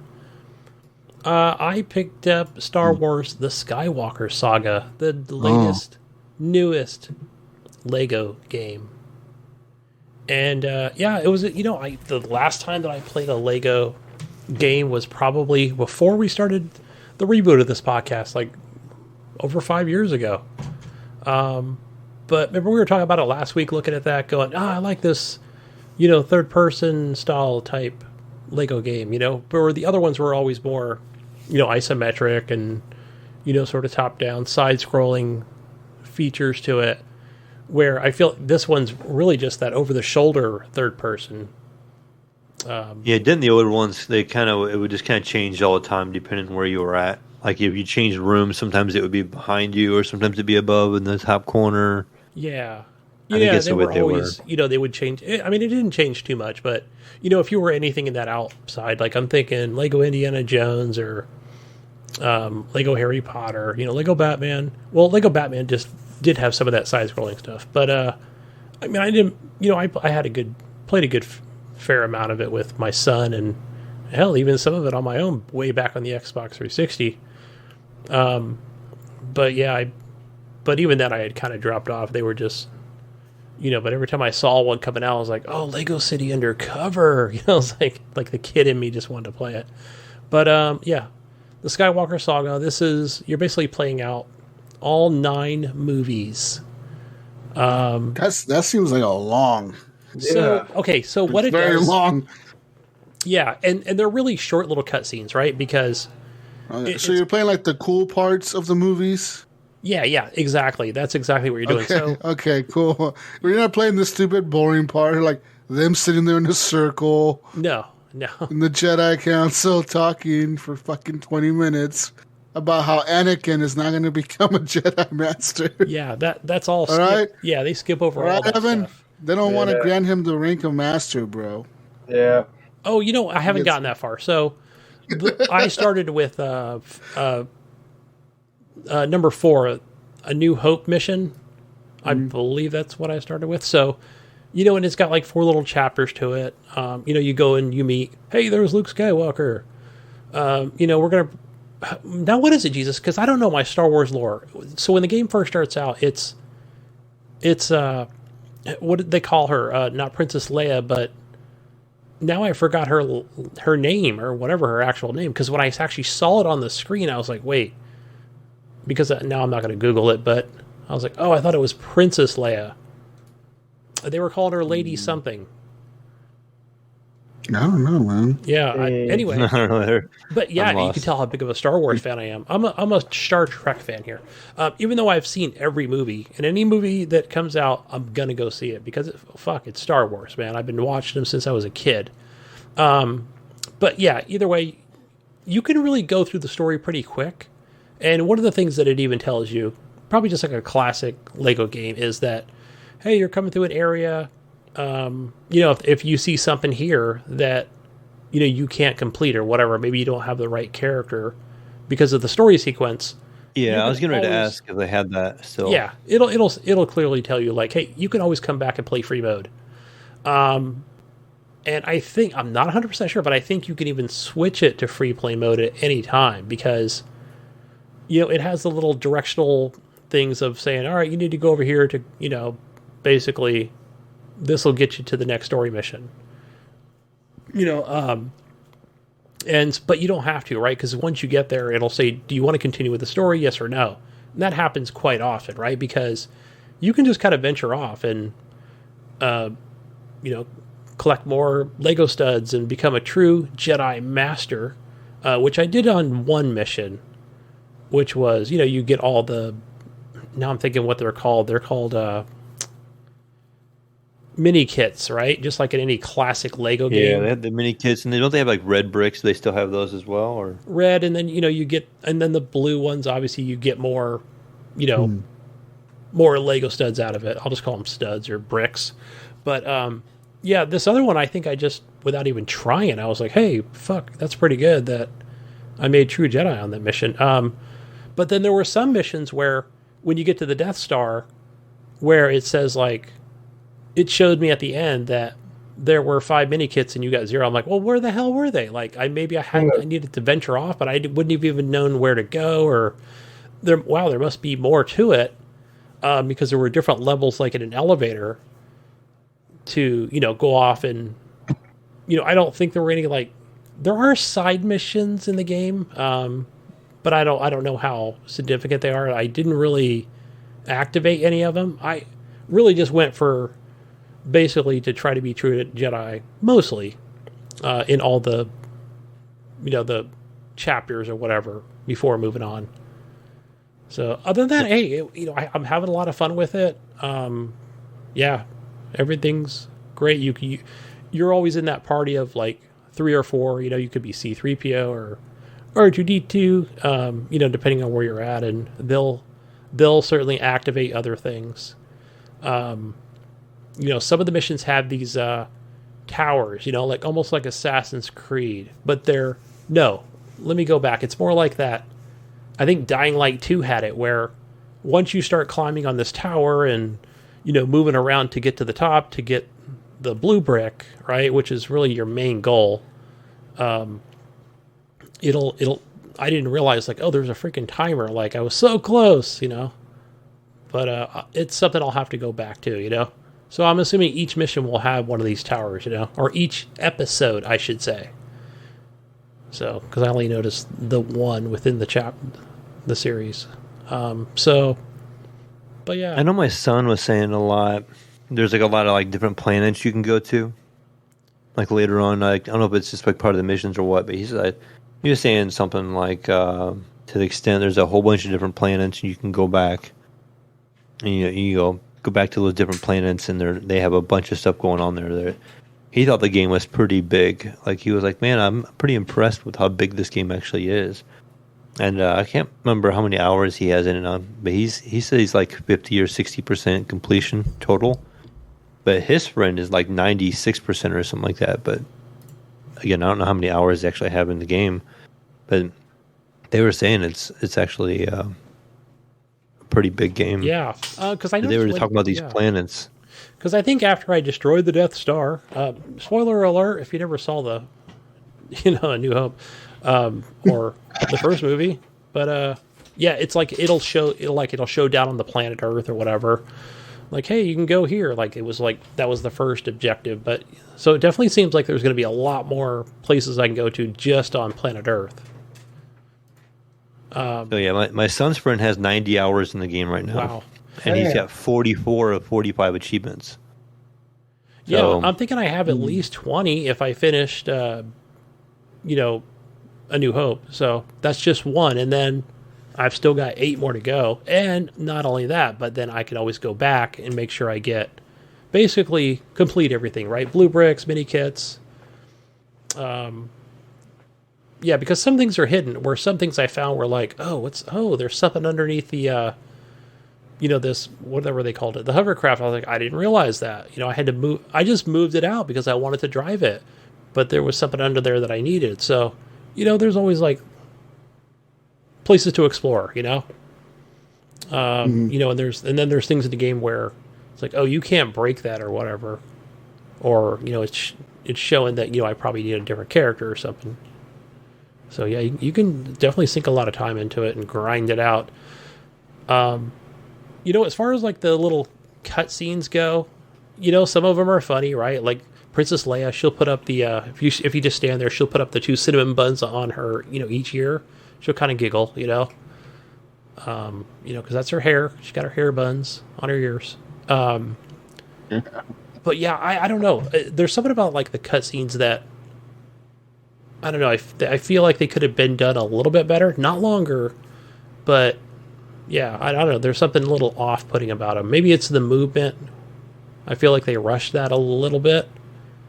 It's definitely not taking me out of any story element, of course. Like I've already been through the story. If you've seen the movies and and such. But as far as the voice acting, yeah, I can tell. Like I don't know who the voice actors are. Obviously, all new people. But maybe the worst one out of them of all, I would say, would maybe be Han Solo. Gosh, let me find out. It's going to be somebody famous or something. But you can definitely tell, like, he's reading off of a page or something where I'm like, yeah, okay. But yeah, but that's just a minor little gripe in the game. But yeah, I love Chewbacca. He's great. Yeah, Chewie, the Millennium Falcon's not going to fix itself. Just all the classic little lines in there. Yeah, movement's good. The shooting's good. It's got like a little. There's like some, like almost like a cover system, you know. Like they, you can come into a, whether you're in the Death Star or some spaceship or whatever, and you're fighting enemies, but almost that pull that left trigger, right, and then it'll aim down and automatically lock onto an enemy or something. But I feel like you could just kind of run up to them also, where it's. I'm just playing this game on regular normal. You can just walk up and melee them. Just beat them with your gun. But yeah, they still go down unless there's like a bunch of them or whatever. You kind of want to thin out them stormtroopers. But yeah, overall, man, it's a good game. I'm glad I purchased it. So can't wait to get through the other 8 episodes. So yeah, and then playing that on the Xbox Series S. What else? Oh, playing Tiny Tina's Wonderlands. As you guys know, I just kind of grind away at this game every week. And played with Vetterholic today. He was having problems with a little mission. Of course, I'm only level 14 at the time, but it was just a matter of going through like a little, finishing up a mission to basically unlock a bridge or something to get to where he needed to go. So, yeah, we did that and just wreaking havoc on all the enemies. And I've said it before, man, but they've just done such a great job with... I feel like it's such an improvement over Borderlands 3 even. Not that game wasn't even bad, but just, fighting with guns and magic and, I've got this this element now, or this powers now where it's something you can activate. You usually get one or the other. So it's almost like that ground pound, like in Destiny 2. And that one just does a ton of damage to the enemies. So, yeah, that's fucking love using that thing. So the other one you can use is like this, like tornadoes on enemies. And obviously there's that cooldown, right? But while you're doing that, you're just pulling out your other 3 weapons and shooting everybody, and you just get that sense of feeling when you're getting hit. Your character's moving, right? Like you feel the fucking impact of the damage being taken, and vice versa, on the enemies as well. So, yeah, all the good classic, good guns to the game, and good magic. I think they did a great blend on this with that. So, but yeah, shit, I think I made it to level 17 playing with Vetterholic's level 25. Yeah, definitely leveled up a lot faster. So. Yeah, keep playing that one. Now, when I did go to the Mountain House guys, Jesus, I was trying to update the old Xbox One X. Because it's like if you want to play a game, man, it's like yeah, your Xbox stays up to date, but your games don't. Especially if you have a lot of games, it would just take hours for me. But yeah, I think by the time I updated Diablo, the remastered or whatever version of Diablo 2, I was like, fuck, this game's not working, because the old Xbox One X is like slow now compared to the newer Series S. So one game I noticed on there, Jesus, I haven't played in a while, was Prototype 2. So that's a game that, would you say this, where they basically ported it over to the Xbox One. So it's not exactly like, it's not an emulation, right? It's more or less in that store, right? But it's not 4K. It doesn't have HDR. There's been no enhancements really done to it. But yeah, I ended up playing that for like an hour and, brought back some good memories. I think the main character's guy is Alex Mercer or something like that. And it's like, and you're just going through and it's like this tutorial stuff, like basically rip his heart out and eat it, and you end up getting, health and just lots of shooting and guns. And it just reminds me of playing like, man, even like they took a lot of stuff from Gears of War 1 and 2, I feel. And I think those games even came out before this game. Just a lot of death and jumping up on the side of buildings and shooting everything. Gosh, it's good fun. Okay. Good old Prototype, man. Love that game. But yeah, those are the only ones I really played. That is all. No Elden Ring. I want to get back to that game. I keep thinking I should buy that game since I haven't been able to find anything to play. But then I'm like, nah. Man, I keep watching these people that are higher levels, like Bill Gardner. I'm sure, they got like 6 health potions and the best armor, but still they get wrecked. Like certain situations, but fighting these huge ass enemies, man, it's crazy. But yeah, lots of places to explore. It's a good fantasy RPG. That's what keeps me hooked on this. I wouldn't say hooked, but it keeps me interested. I just need more time to play it. Level and grind. That's what I feel like I would run into with if I buy it myself, is if I'll have time to play it or not. I feel like I would start it and then not finish it. Yeah, kind of like what I did with God of War. Like I picked that game up and Dude, God of War was really good. And I know I need to get back into that because. Damn, dude, you could probably play it in like such a cool state too, like probably like 60 FPS, everything max, super settings. Right. Like what it would look like on a PS5 probably. That's probably how you could play it, not even better. Yeah, it's a game definitely. Man, you would need to put 90 hours to the side. I mean, there's going to be more, but you know what I mean. Like you're going to make sure you're going to be probably Googling stuff, Redditing stuff. Like, all right, how do I get this armor or that, or not cheats or whatever, but just how do I get to the next area? What's this mission stuff? Because nothing tells you. Really, there's not much. I mean, there's nothing really even. Maybe there's something that might pop out at you that's obvious, right? But it'll just say go to, a mission might be where go to the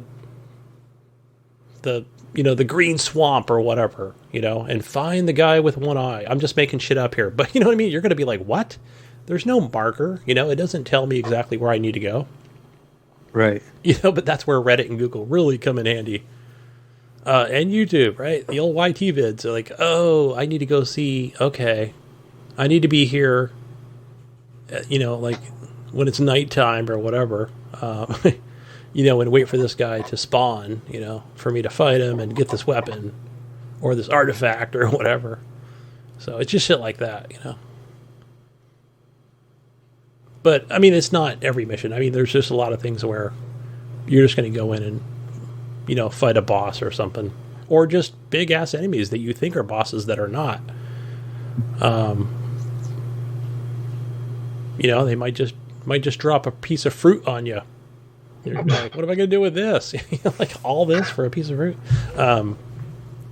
But there's other things in the game where you can go to, go get some good armor and buy armor and upgrade your weapons, and there's just so much to it. Craziness, abilities, and more magic, and ton of shit to it. So yeah, I just got to spend more time in there, just grinding and leveling up. So yeah, the game looks a lot of fun. Yeah, they did they did so good on this game. Even if you watch it, like where you can tell, like just the movement of everything from the enemies to your characters. Yeah. It almost seems like you're fighting like a real human in the game in some ways, It's hard to tell the difference. What are you done? I'm done. What have you been playing, Evan?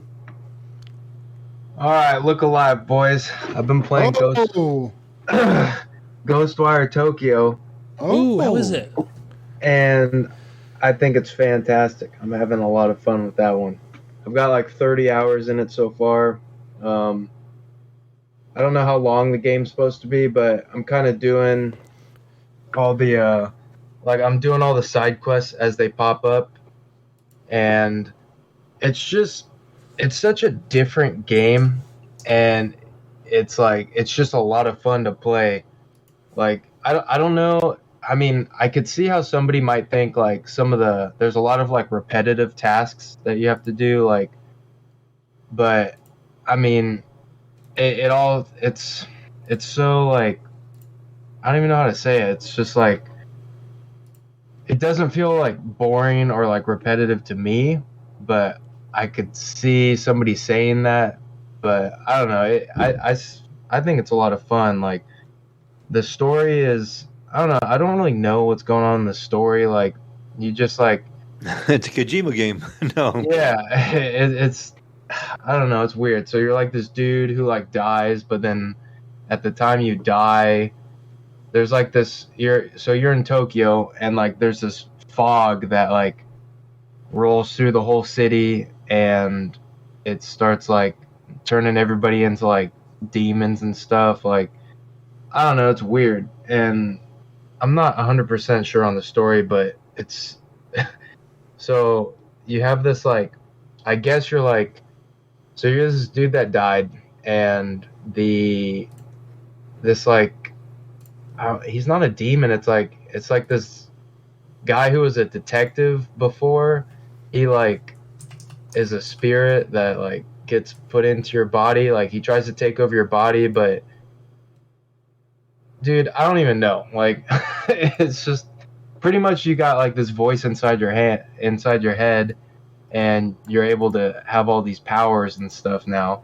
So you're able to like, so you have like a wind, a water, and a fire, like little, I don't even know, it's like a spell, I guess. It's not even like a spell, it's just like, I don't know, that's like your fighting technique. So your wind one is like your fast-paced, like pistol almost. And then you have your water, which is like a wide range, like you can hit like multiple different enemies in front of you. If you have like 2 or 3 enemies coming at you, like, you can use this water, and it's like a slash, and you can like hit all of them, and you have to keep hitting them until their like spirit core opens up, and then you can rip their like spirit core out of them, and it's pretty cool. Like, you press L2, I think it's L2, like once it says the little indicator shows up, like, oh, press L2 to grab the spirit core or whatever. And it's like, the haptic feedback on this game is like super good, because it gives you like a nice like resistance and like that vibration, like as you're pressing the trigger, like it feels really good. And Nice. yeah, I was pretty impressed. Like, this game kind of like, I felt like it was a game changer in this case, more than other games that I've played. And just like when it's raining, you can feel like the little vibrations all over the controller too. Pretty sick. And I'm assuming you're playing on PS5 then. yeah, Right? Exclusive. yeah. So the controller feels really good, and and then you have like your fire shot that you can do, which is like I guess it's like a shotgun, because it's like one big like shot, or like a fireball, and it'll do a lot of damage. And like, there's some enemies, there's like a few different types of enemies, but there's some that have like, I mean, they hold umbrellas in front of them, and you can't use your like wind or like water. You have to use the fire to like blow past their umbrella. So you have those different elements that you use, and then you also have a bow and arrow too, because there's some points in the story where you get separated from like the second guy that's like inside of you. Dude, this game's weird. It's hard to explain, but it's really fun. So like, there's some points where you get separated, and you're pretty much left stranded. Like, you have all these cool like abilities and powers and stuff, and then there's like random points in the story where you get like split apart, and then you're just left with a bow and some arrows, and you gotta like try and shoot all these like demons and stuff. And those parts are kind of tricky, because you have to be more stealthy. Like, you gotta like sneak around them, and yeah, it introduces like more of a stealth approach that you have to do. And So That's weird. Do you feel like that when it becomes that type of game? Do you feel like it's a tacked in thing? Like, do you feel like they kind of just throw it in there because, like, oh, we need to, I don't know, split these guys up and make this guy go stealth mode for a bit, you know? I mean, does that break the flow of the game almost? I don't feel like it breaks the flow. No, I don't think so. I mean, no, because, well, I don't know, because you have all these like cool powers and stuff, and then it kind of like all of a sudden they take them away from you, right? Yeah, so it kind of like keeps you in check, like, oh shit, like I gotta, because you have like your skill trees and stuff, so you have like your abilities, and then you have your there's like a whole separate skill tree for like your bow and arrow, and like I didn't have any of those abilities, and so I was like I fucked myself because like I didn't have any of the skill points left over because I kept on buying all these other abilities, and then I had this like, you know, my quiver wasn't upgraded, and then my draw speed was, you know, a lot longer, and then my charge time, you know, just all this stuff. I was like, damn, man, like, so then I started you putting. You never use it, did you?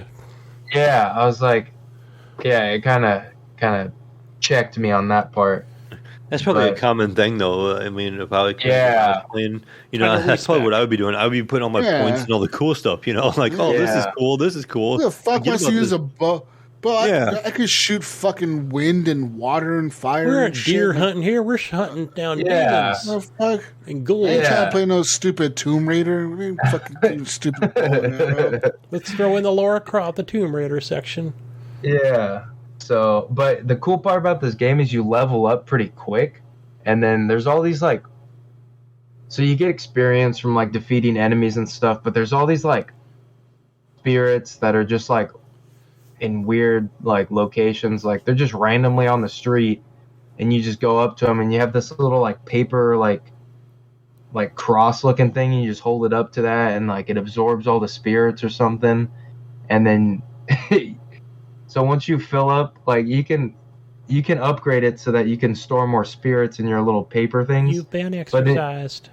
But then you have to take it to like a phone booth, and then you type in this code on the payphone. You have to go to a payphone.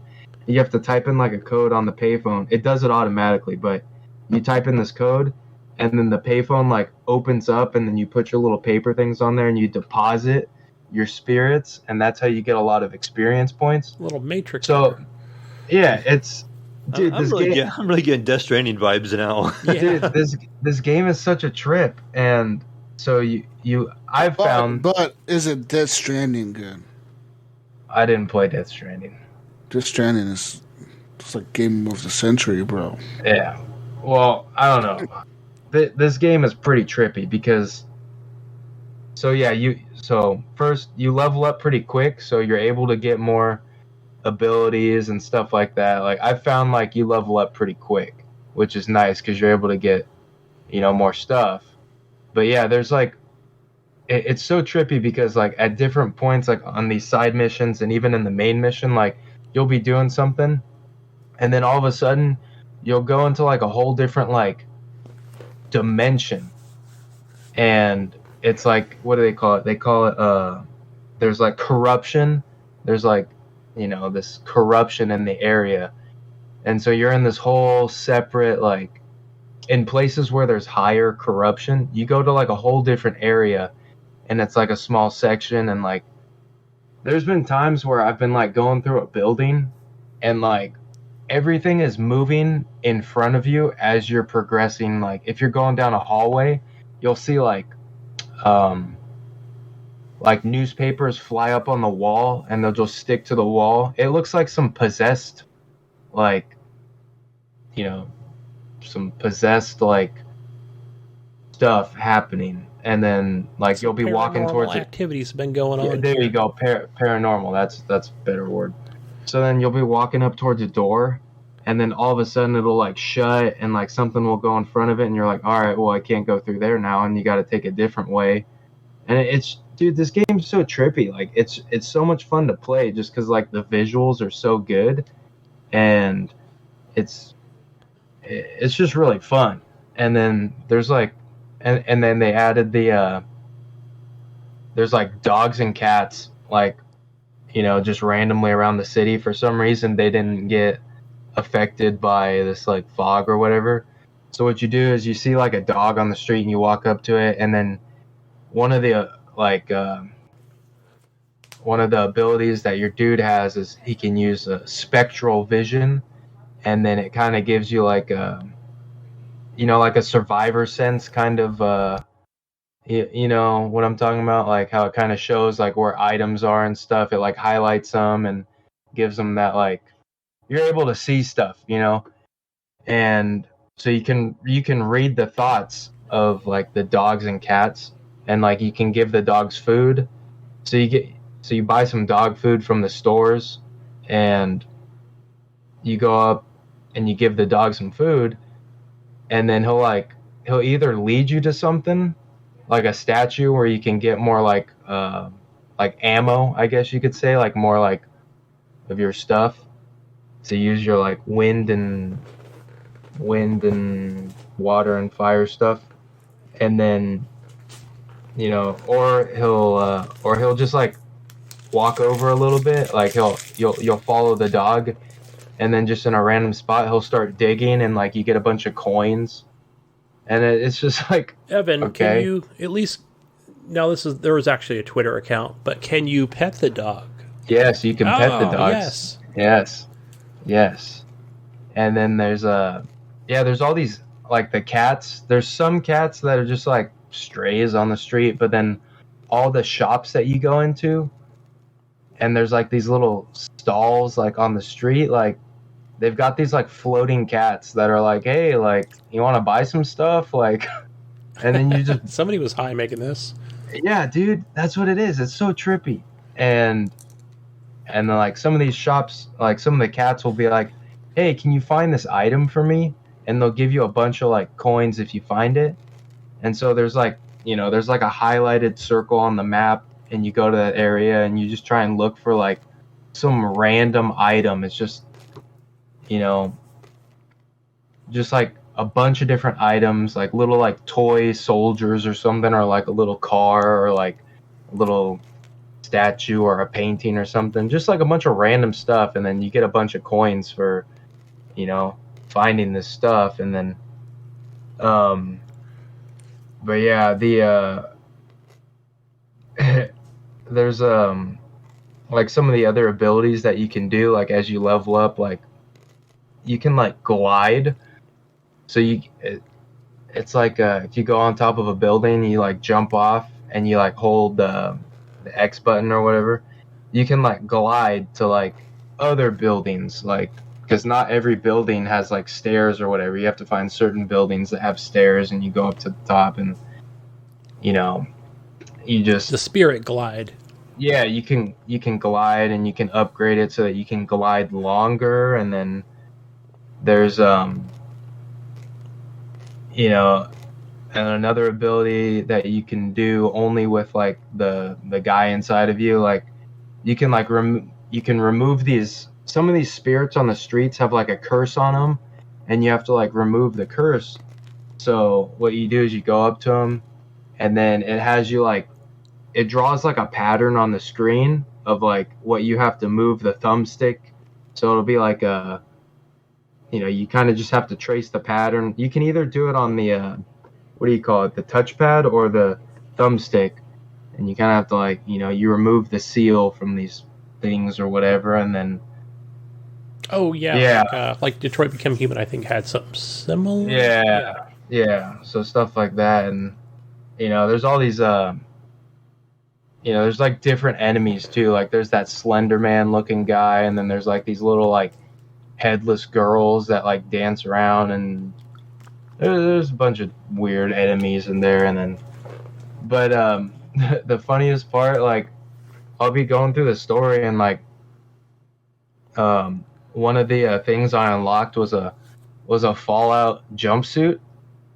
And so in all the cutscenes, like you'll see my guy wearing like a Vault 111 jumpsuit, like a vault suit, and it just like it just completely like makes me take a step back. Like, what the fuck? Like, what? Yeah. It's just so random. Like, this guy's just wearing a vault suit. Like, it's just silly. But you know, there's other outfits and stuff you can get, but yeah, I've been having a lot of fun with it. I think it's a great game. So yeah, I got like 30 hours in it. So Wow. I This don't know. sounds like a fresh game. You know, we talked about it last week, right? Yeah, it was. It just trips me out. There's so many like weird, like random things that happen, like, and like some of the side quests are just bizarre too. Like, you know, this little ghost, like all the side quests you do are like from these little ghost spirits that have like regrets or something. Like, you have to go into this building. Like, this dude's like, this, you know, this spirit is like, you know, just posted up in front of this like, you know, construction site, and then you go up and talk to him like you go up, you're like, hey, what's up? Like, and the guy's like, oh man, my boss was such a jerk to us. Like, you know, he didn't want to, you know, he didn't give us overtime, and you have to go in and like kind of like make peace with, you know, whatever's like, you know, based on the side quest, like, you know, whatever it is. Like, it's just all these random quests, and like, it's yeah, it's such a trippy game, but I'm having a lot of fun with it. So I think if you got a PS5, like, I think it's worth checking out. Yeah. And I think I noticed it's on, so I knew it was also on Steam. But then also, if you go to the Epic Store, there's that Ghostwire Tokyo Prelude. oh, I didn't Which even is know like about yeah, that. it's a free thing that you can play. Oh, I thought it was just on PlayStation. Yeah, I knew it. Yeah, I knew it was it's not on Steam. Xbox. Oh, it's on Steam too. That's cool. Yeah, Yeah, not on. made my mind think. I was like, maybe I should try to pick this up and play it with my PS5 controller, and see if it would have the haptic feedbacks in it, kind of like Not on Deathloop does. PS4. Yeah. Oh yeah, that too. Like, yeah, that's I mean, I'm playing it on the PS5, but it's yeah, I think the haptic feedback was like really good. Like, just with like the rain, and like there was this. I saw this one cutscene today. Like, you know, the guy's just like, you know, there's some dialogue happening, and then I felt this like tapping, like in the controller, and like the character was like tapping his finger like on something. Like, it was just subtle though. It was just like, you know, it wasn't even like meant to be like he wasn't like tapping at something. He was just like tapping his finger on like a table or something. I was like, huh, it's kind of cool. You know, just like little small subtle details. But yeah, that's really all I've been playing is just Ghostwire Tokyo, and then I finished up. I beat the main story of Pokemon Arceus, so that's my little that's my game I play before I go to work, just in my car. For Nice. like 20 minutes or something every day. Play some Pokemon before going on the grind. So yeah, I took my time with that one. But yeah, I think I talked about it last time, so I like that one too. It was a pretty good game. But yeah, that's all I got. That's it. Awesome. Speaking of Pokemon, I've been playing Pokemon Go again. Oh yeah, while you're driving? We got news on that later. Yeah, while I'm driving, I've been playing Pokemon Go. Yeah. So Did they add new stuff to it, or you just decided to go back to it? I decided to go back to my coworkers were playing it. They're like, "Oh, you should play." I'm like, "Fuck it, I'll download it again." And they've added pretty much all the Pokemon I feel like there is out there, because there's like 800 now. At first, there was the 150. Yeah. Now there's the full 800 or whatever. And Damn. yeah, pretty much it's Pokemon Go. They've added new shit though to it, like new stuff that I've noticed they've added. So there's new Pokemon, and there's new like little berries and shit you can feed the Pokemon or whatever. So there's some stuff like that that's new. But man, like I think they said the first time or the last time I logged in, or the first time I logged in was in 2016. I'm like, God, this game has been going on for like 6 years now. It's crazy how so many people still play it too. Like a lot of people still play that game. Like my coworker said that he's been playing it for the last 6 years. Yeah, that's. He's wild. like, yeah, I've been playing it. He's like, I've been playing it since like 2016. I'm like, all the time. He's like, yeah, like every day. Don't they have like isn't there like a Pokemon convention? Not a convention, but there's a fest. Yeah, there was like a fest they do it in Chicago every year. There's like 5,000 people that show up. I don't know how many people it's attend, fucking but wild. it's insane. But yeah, I mean, I downloaded it. I don't really know what the fuck I'm doing. All I'm doing is catching Pokemon. I don't know what I'm supposed to do with them. Or they were telling me there's like a rating system now in the app. So like a Pokemon will be rated from 0 to 3 stars. 3 stars being like a really good type of that Pokemon. So you can catch multiple Pikachus, but you'll maybe only have one that's a 3-star. You know what I mean? And then maybe you'll have a shiny. What's it called? A shiny Pikachu, like a whatever, like a holographic or whatever Pikachu. But that Pikachu might not be a 3-star Pikachu or whatever. So it's really weird. Like they have like all these rating systems and shit, and they've added all that to it. So I don't know. I'm gonna keep playing it, catch more Pokemon. I know that like the way they're very smart about their microtransactions, because one of the microtransactions that keeps trying for me to buy is the backpack upgrade. So like the backpack only has so many slots when you first start out. I think mine has 300. I don't know if I ever upgraded it or not, but right now I have 300, and like I have too many items. I have like 400 items or whatever, because every time you level up, you get items and shit. And it's like, you have too many items. You cannot open these gifts your friends send you. How about you upgrade your backpack to get more space? And like I go to the upgrade store, like I go to the store, right, to see, okay, like what is an upgrade? Like I'm thinking it's a one-time purchase. No, it's a infinite time purchase. So like, I think it's like $1 maybe, and you get 50 backpack spaces. So you think about that, like I would need to buy that twice to get the 100 spaces I need, because I have like 400 items, right? So like I would have to buy that as $2 right there, you know. And like you think about like the more, eventually you're gonna need more and more and more and more space, right? So like, what you end up paying like what, like $20 for fucking backpack space in a mobile game, you know? Yeah. But that's how they get you. Anyways. Actually, I missed a couple games that I played this week. What the fuck, bro? Yeah, I missed a couple games. Jeez. One of the ones I missed was Hell Let Loose. I don't know if you guys have ever played this. It's on the PC. It's a PC, I would say, only game, and it's a very. I thought it was on. Yeah, didn't you play that on PS5? Hell Let Loose. It may be on PS5. I think maybe. Yeah, it might be on PS5. Anyways, I play this on the PC, man, and like, it is too hardcore on PC. I cannot do it, man. I cannot play with these players. They're too fucking hardcore, first of all, Mayo. They're too hardcore, and second of all, they're too, like, realistic. Like, these motherfuckers, they're like doing call-outs left and right. Like, I have no idea what's going on. Like, I got into a match the other day, and I was kind of like in the end of the match, I kind of just kept dying over and over. And whatever. I was like, all right, you know what? I'm going to start the next match from the beginning. Match starts, Gunny, right? The map is like this huge town in France or something. It's like an actual town in France. This huge map. And we're the Americans or the British, I think, and we're attacking the Germans.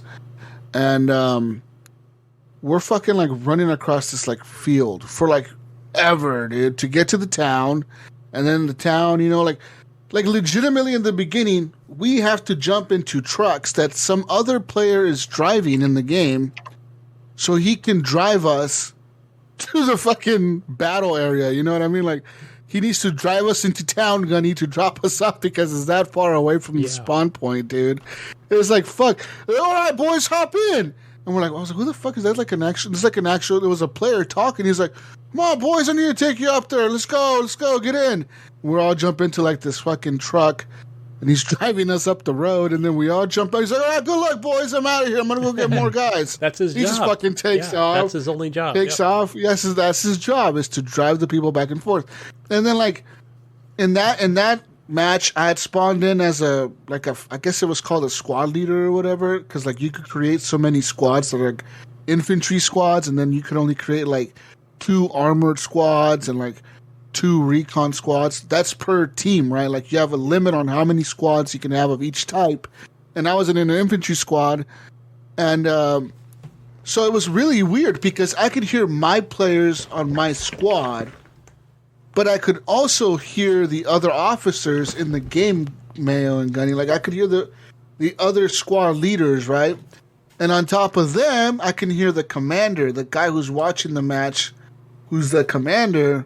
And he has to call in, like, stuff for us. He's the one that deploys, like, the spawn points. And, like, he can call in, like, armored tanks to be dropped off for us or spawned in or whatever. And, like, he can call in, like, different shit, like artillery strikes or whatever, you know?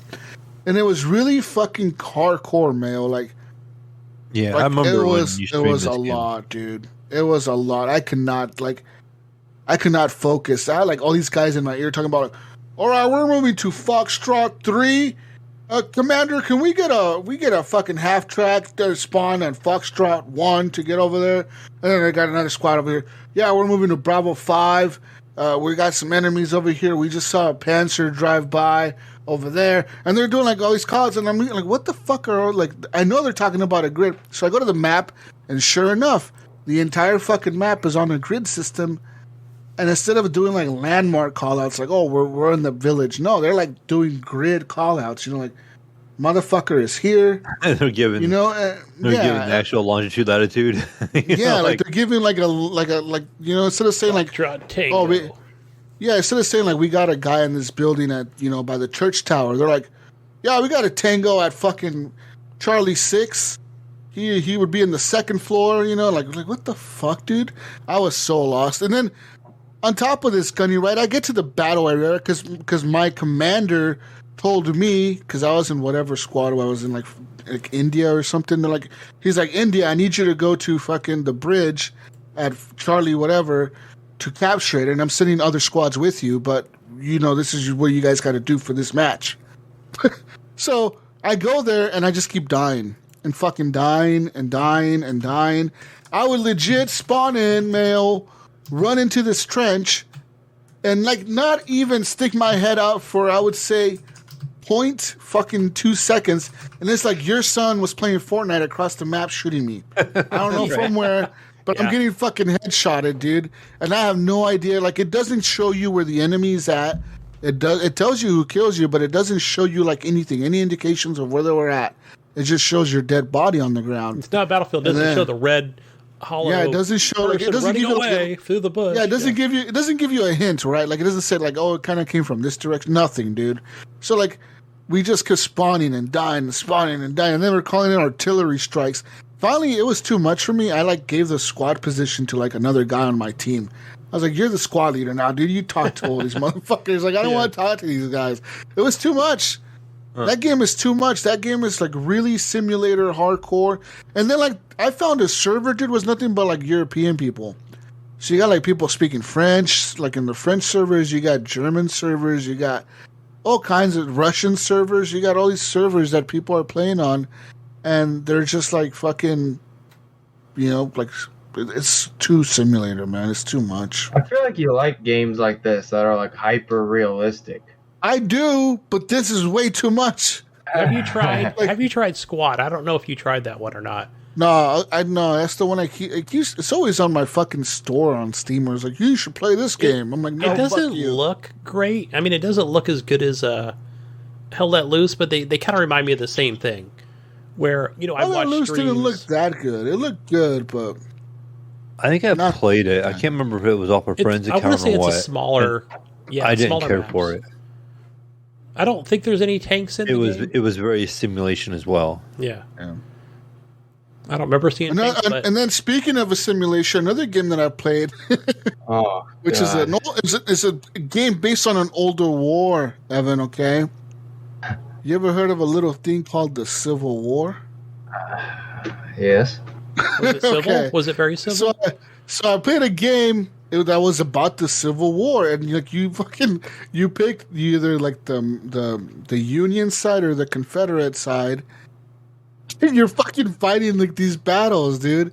And like, god damn, that game is also like really weird, right? Like, I don't know if the people playing it are playing it to like troll the game, you know, or if they're playing it because they genuinely fucking like the game and they want to role play as like some fucking Civil War soldier, Mayo. I don't know. What's the name of it, Jesus? War of Rights or something, or Rights of War, or like some fucking shit like that, right? Some Confederate fucking game. I don't know. And like it is like the people that I was playing with, they were like really like hardcore people, man. Like they were talking about like they were like, one dude was talking like in an accent. Like it was really bizarre. I was like, what the fuck is going on in here? And like these people were like really into the game. I was like, I'm just playing this to like fuck around, you know, like see if I could be the drummer guy or whatever. like these guys over here playing the game like for real, dude. And like the game is really fucking like a simulation almost, because you shoot your musket gunny, which is super inaccurate, right? Like it's really inaccurate. And then you have to stand there. You got to be close, right? Especially for 10 seconds. Powder ball. You have to stand there for like 20 seconds reloading this fucking thing. Right? You're like pouring the fucking gunpowder down the barrel. You're like cleaning the little barrel with the little fucking steak thing. You know, you're in there fucking doing all this bullshit, you know? It takes like 20 seconds to reload one shot. You know, and it's really annoying. That game was really bad, so I didn't play it for very long. But yeah, Hell Let Loose is better than that, but Hell Let Loose is too much of a simulator for me. And yeah, Pokemon Go is still Pokemon Go. Alright, you know what time it is, Gunny? It is time for the news!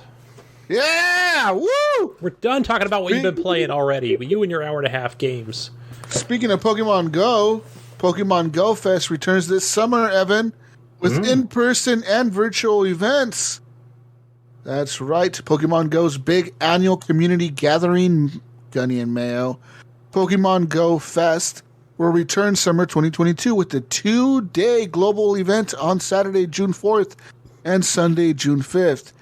And as 3 later in-person events in Berlin, Germany, Seattle, Washington, and Sapporo. I don't know what the fuck that is. Sapporo? Is that Japan? Beer? Maybe.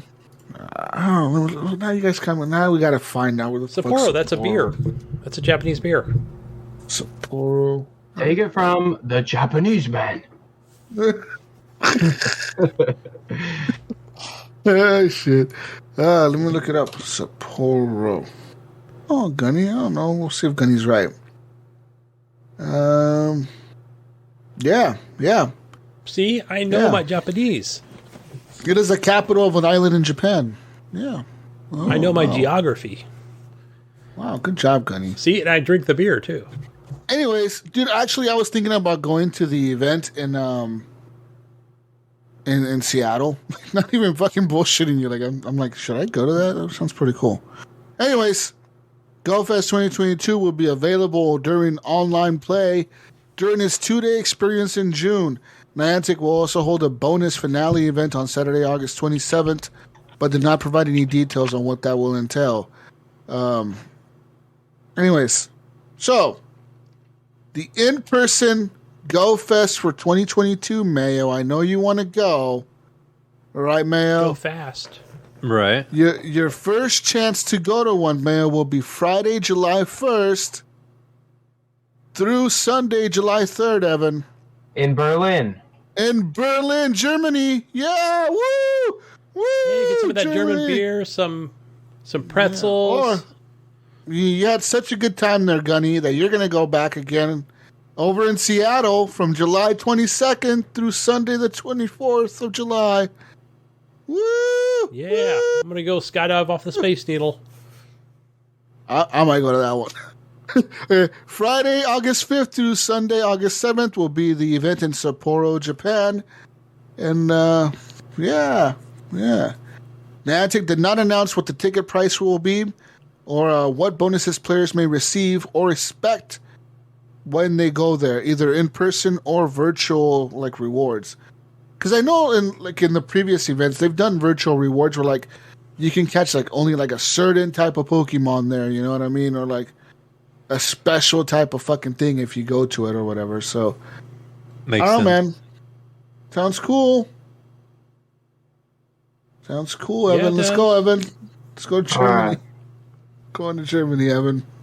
I was like, fuck you. Well, I'll go to Seattle.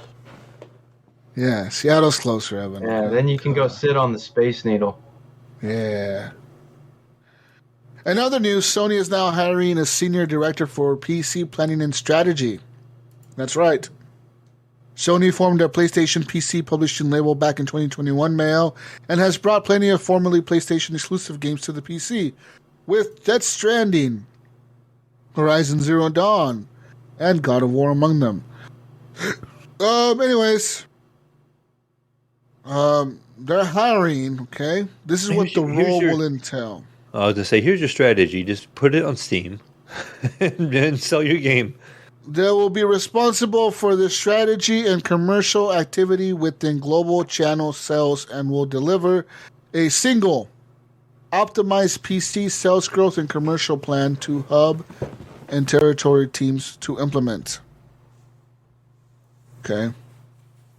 You're right, Mayo. They're probably going to be like, okay, guys. All right, I've been working all week on this plan. It's a big project. Okay, Right. guys. Big project. I've been slaving over this. I missed my kid's birthday because of this huge project I've been working on. This is my plan. All right, we're going to go. And we're going to put all our games on Steam. All right? That's going to work, guys.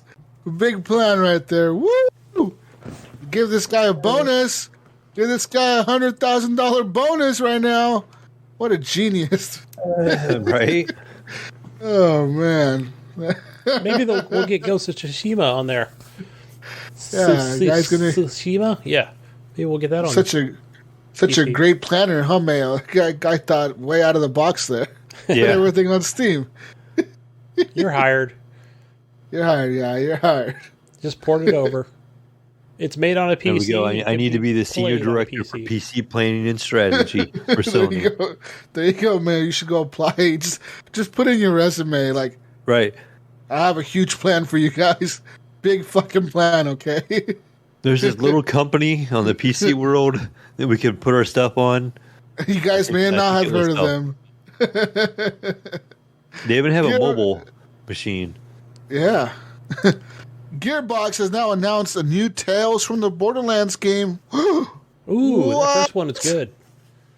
Today has kicked off PAX East 2022, and the headline of the main stage was Gearbox Entertainment. Gearbox talked about many things, including their new acquisitions, new and existing games, a slight update to the Borderlands movie, and an announcement of the new interactive narrative-based game within the Borderlands universe. Boom, son. Not much was said about the plot or where and when in the Borderlands universe this will take place.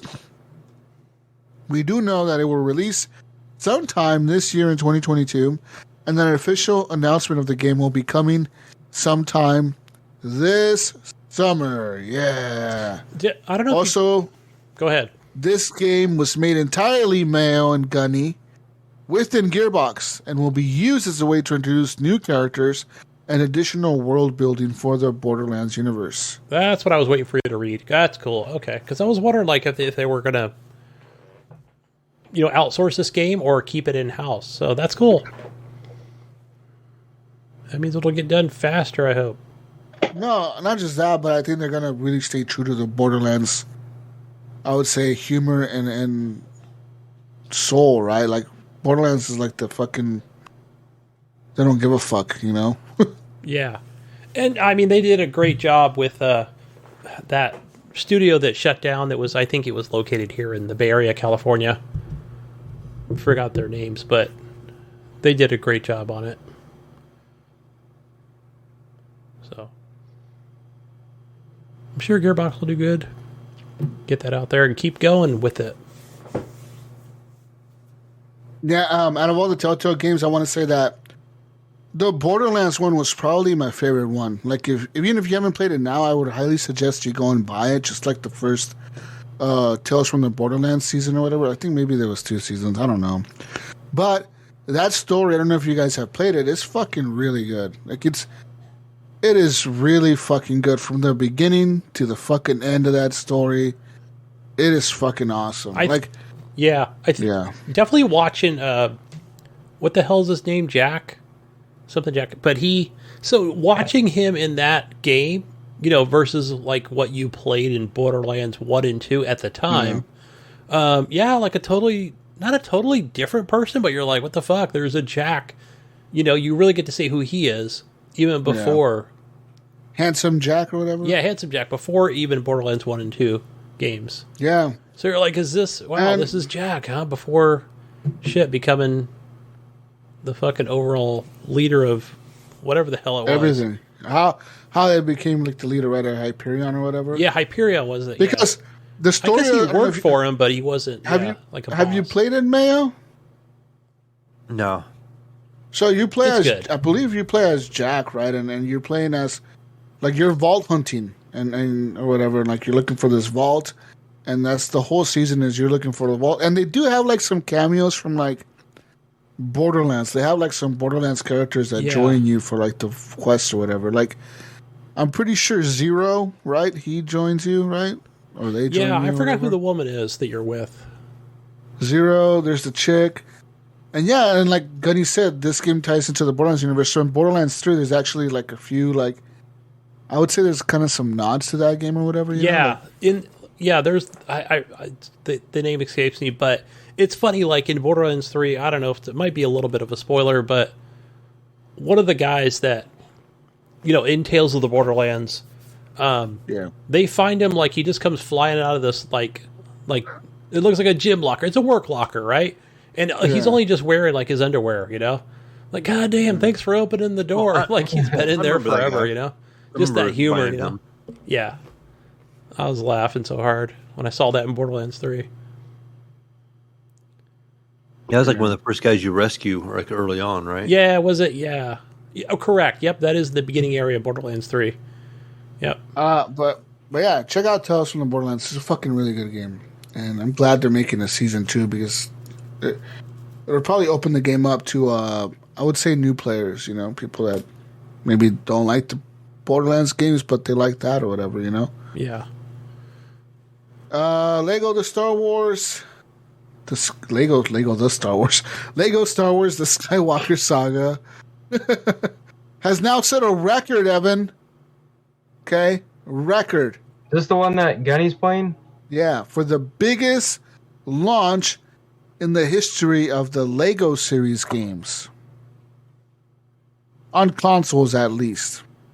The game has now sold over 3.2 million units over its first 2 weeks and surpassed the sales records on every platform, every region, and every edition of the game. WB Games announced. Wow. Yeah.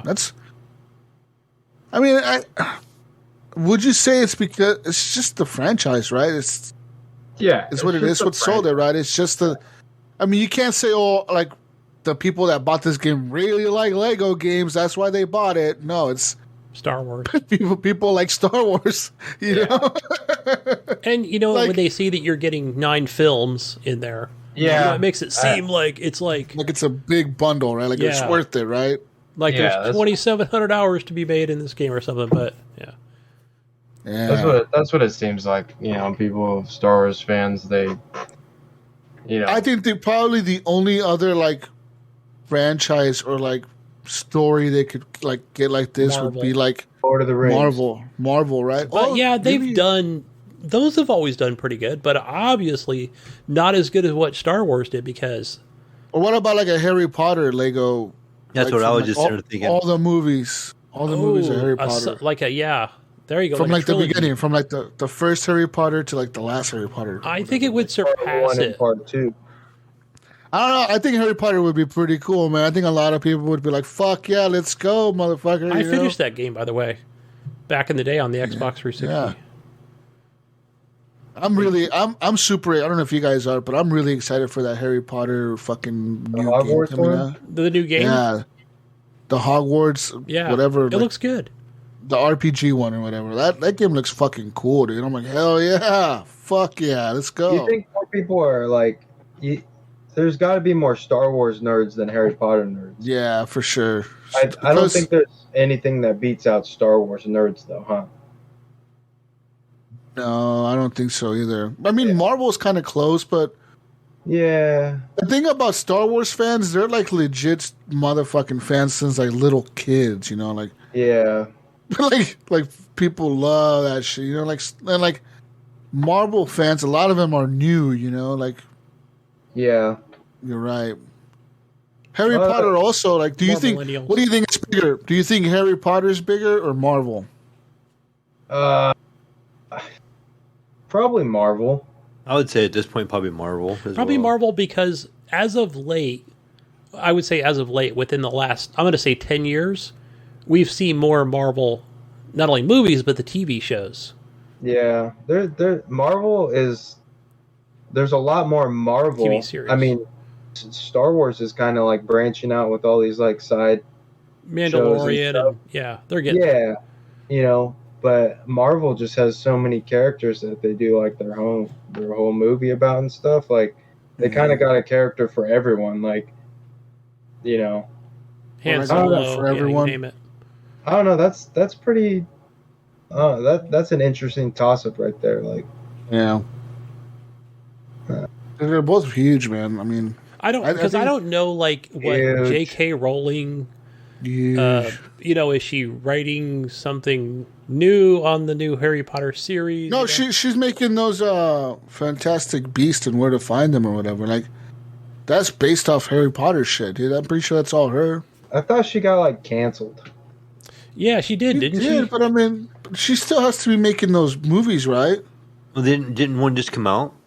Yeah, that's her, dude. That's all her Yeah. shit. I've seen the Fantastic Beasts movies, but don't remember much of them. Yeah, I'm pretty sure it's all J.K. Rowling or whatever. Yeah, see?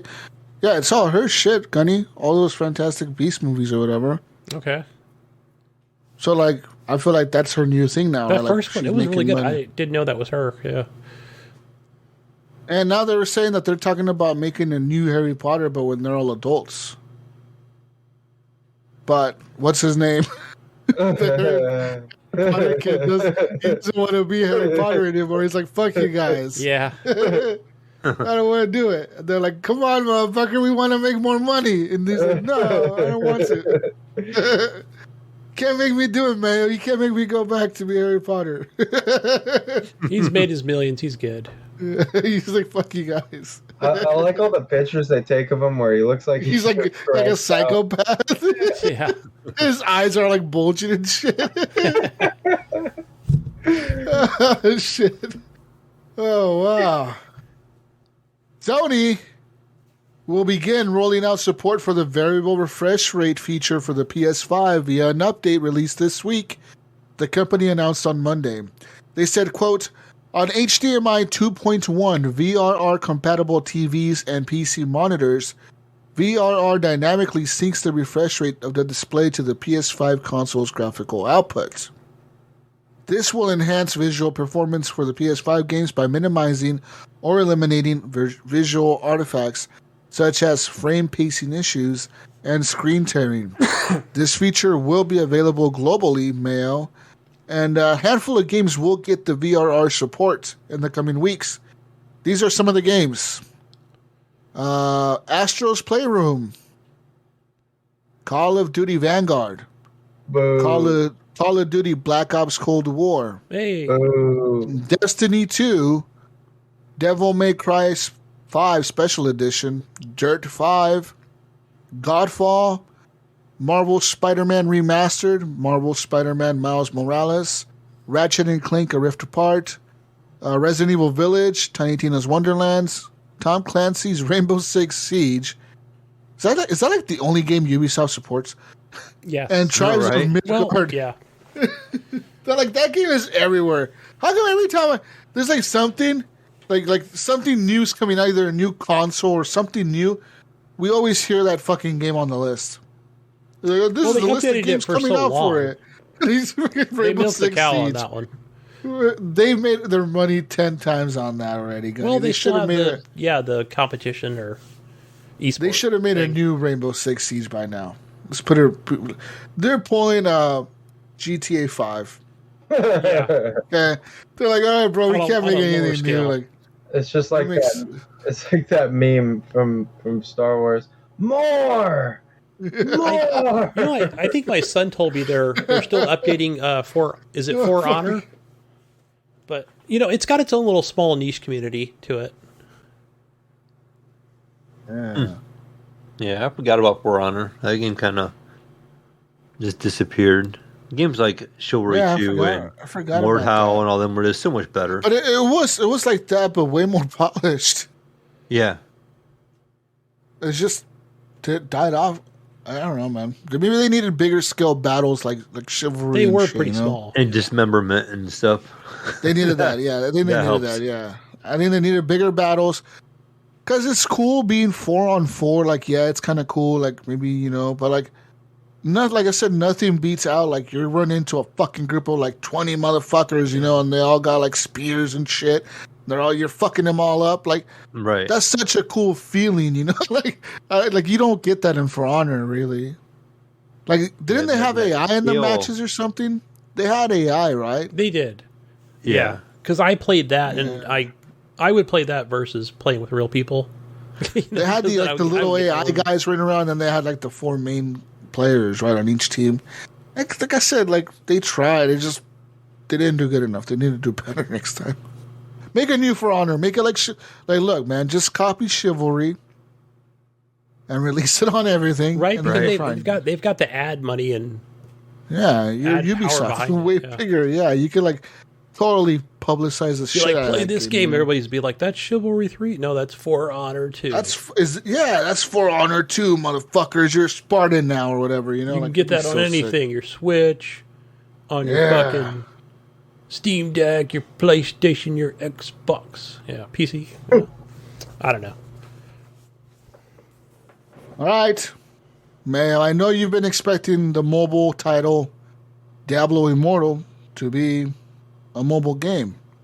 Oh, yes. But after much public outcry, Blizzard, Evan, you know who that is, Evan? Blizzard Yes. has decided, Gunny, to release it officially for both, Evan, the PC and mobile platforms.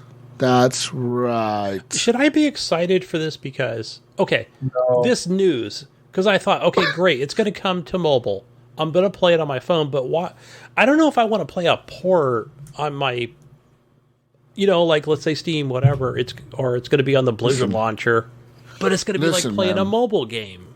I don't know. I don't see it as being... All they've done is you know what they've done now? If there's crossplay on this or whatever, or like your accounts carry over, all they've done now is make it possible for some hackers to hack the game on the PC to be able to like give themselves 1 million, whatever the fuck, coins or whatever the fuck you get in the game, and max out their XP or whatever, and then be like, oh, bro, like I got everything. Fuck, I'm gonna fuck all the new players up. Even if it's on the Battle.net launcher, you think they'll still be able to do something like that? They'll do it. Yeah, yeah, they'll do it. Wait, Battle.net is different than Blizzard. Wait, whatever it's called, the Blizzard launcher, the Activision launcher, what's it called? Yeah, it's Battle.net, isn't it? It is Battle.net, isn't it? Holy cow, I got it. Oh, it is? Oh, my God. Just kidding. Gotcha. I know, because I always call it the Blizzard launcher, but... This is why we don't suck, Jesus. We know these things. Yeah. See, I got it right. For once. I was just thinking my Battle.net account. I'm going to have to... Yeah, you guys keep thinking that. I don't know. I don't know, Jesus. What do you think? This is just more appeasing to, because there is like a BlizzCon every year, right? And those fans are hardcore. It's for the fans to shut up and be like, all right, motherfuckers, all right. Here's your fucking mobile port. Here you fucking nerds. Fucking stop crying, mail that you want it on Steam, goddammit. We're not going to put it there. I feel like I get Genshin Impact vibes from this. So it's going to be like it's going to be more of a mobile game. You're just going to be able to play it on the PC. Yeah. Never forget Genshin Impact is a mobile game. Yeah. But I don't know. That would be a good thing because I've seen people play. I've seen your son play this game on PC, on Twitch. And I'm like, it looks like a PC game to me. Yeah. Yeah. It looks really good. I'm not saying like I'm surprised Genshin Impact is on a phone. Like it looks really good. It's like the same way I'm surprised that like people can play Fortnite on their phone. Like possibly how many kids are probably out there playing Fortnite on their fucking phone? Yeah. Millions. Like they don't use a fucking controller or a mouse and keyboard, mail. They use a motherfucking tablet. I know they're using their thumbs. That's crazy. Their thumbs. They're sliding around and shooting people with their thumbs, Evan, on a screen. God damn. Peasants. Yeah. Speaking of PC games and PlayStation games coming to PC, Mayo. Uh-huh. On the Epic Store's games' latest blog post, the storefront confirmed the release date for the PC version of the PlayStation Studios' Uncharted: A Legacy of Thieves collection. This game is now launching on June 20th on the PC and will bring Uncharted series to the PC for the very first time. Dun, dun, dun. Says here the Uncharted Legacy of Thieves collection will be developed by Iron Galaxy, who will bring both Uncharted 4: A Thief's End and Uncharted: The Lost Legacy to the PC platform. It says here, strangely, Sony has said they have no plans to bring the Uncharted Nathan Drake collection to the PC. But yeah. So like you can play Uncharted 4, but not 1, 2, and 3, which is really weird. I don't know why they have. It says here Sony has not announced or said why they haven't decided to bring the first 3 games to the PC. I'm thinking possibly they can't. Anyways, like the PS5 version of Uncharted: The Legacy of Thieves collection, the PC version will support higher frame rates and resolutions and other visual enhancements. Okay, guys, other visual enhancements. I just expect it to run better or whatever. Yeah, yep. But that's coming June 20th. Are you going to play this, man? Are you going to play Uncharted 4? You never played it. You going to play it? Maybe. Like I wouldn't be. That sounds like say a probably no. yes. I probably would, honestly. I would probably check it out. I never played it. Good. What, you never played? What? Yeah, I could probably. No, I played. What was it? Drake's Fortune or whatever on PS3. Lord. I think I might own let me it on tell my you. PS4. Uncharted 4, bro. Some next level shit. I remember you guys Right, Evan? posting stuff. This was back on the OG Horrible Gamers with a Z. Yeah. Yeah, posted videos. I was like, what? That game looks amazing. Uncharted 4 is really good. Uncharted 5 is... Was there an Uncharted 5? Was it? No. It's just Uncharted 4. And then Uncharted that... Yeah. The girl one, right? Yeah. Anyways. I don't fucking know. But... Go play these games. Yeah? Go play them. Anyways, guys, I'm done. There's no more news. No more news? All right. No more. We went through a lot of news today, but there's no more. No, Yeah, it's there's not a whole lot. Yeah, pretty slow quiet. out there. So, it's a new day on Twitter. Sort of. Besides Elon Musk buying Twitter. I know. That's crazy. Like, he What was owns it? it.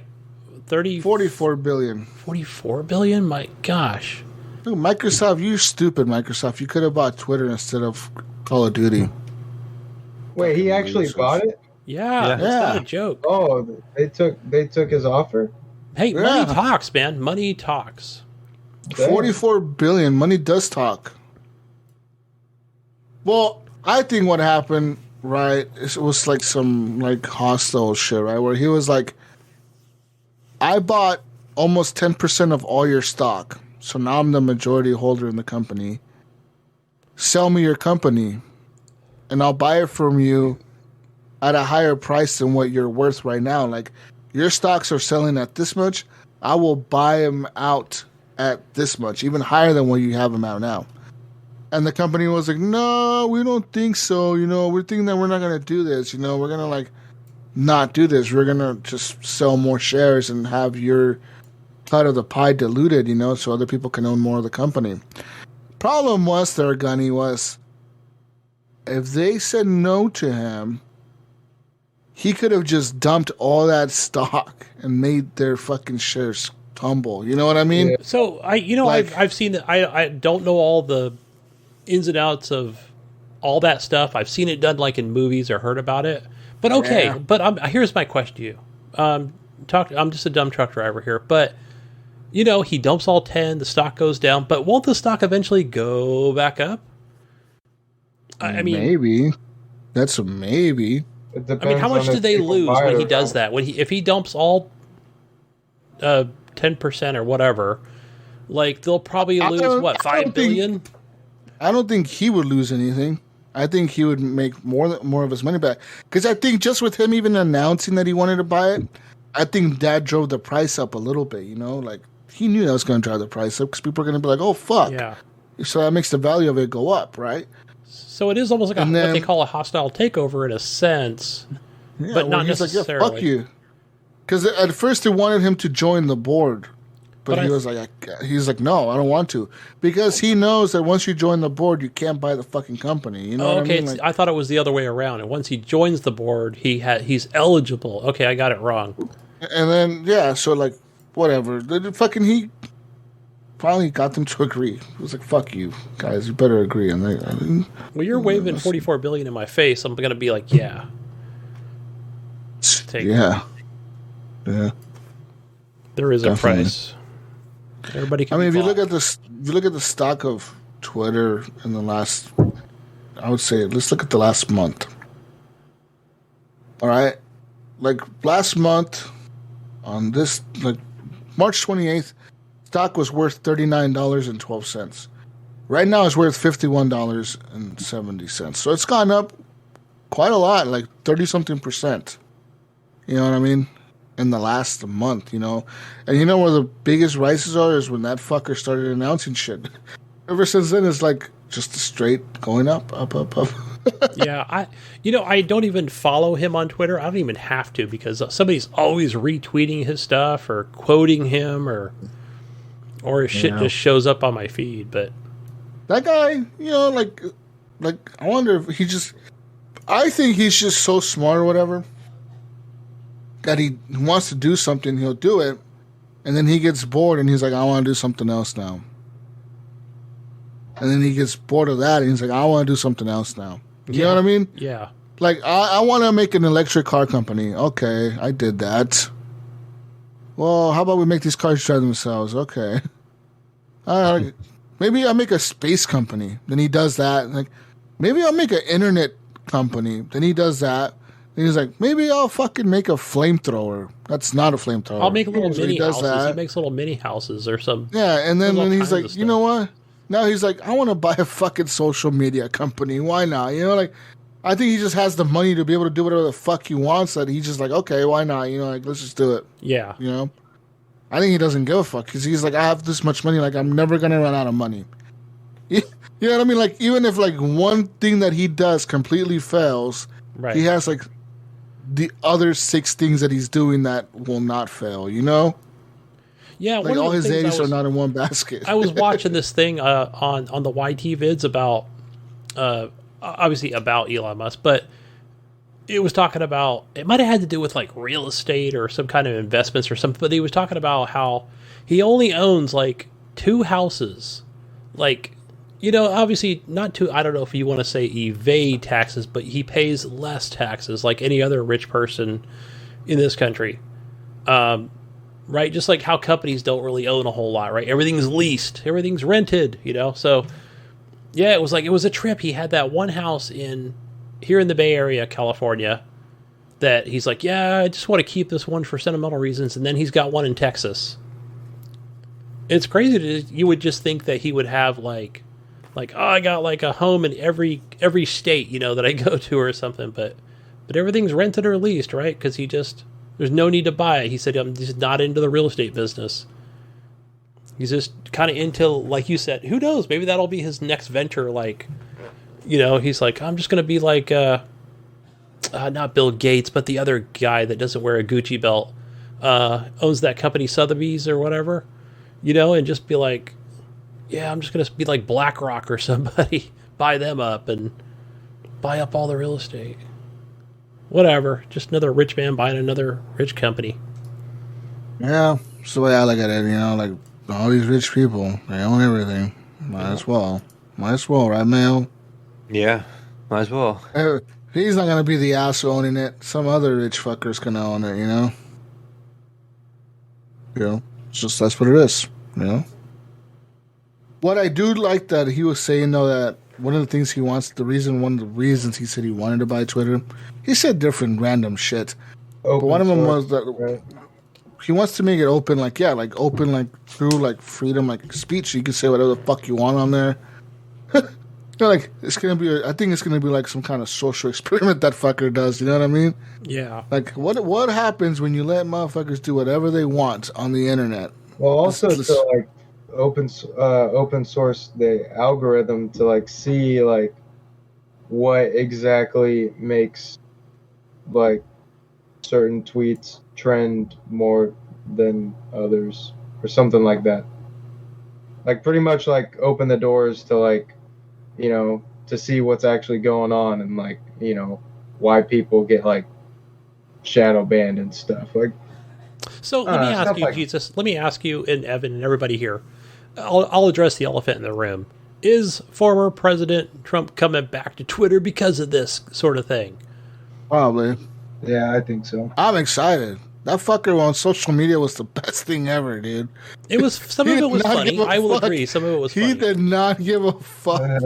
But it also created some of the best memes out there, dude. Like, legit, man. Some of the best memes were Trump tweeting at 3 a.m. on the toilet or something, you know? Yeah.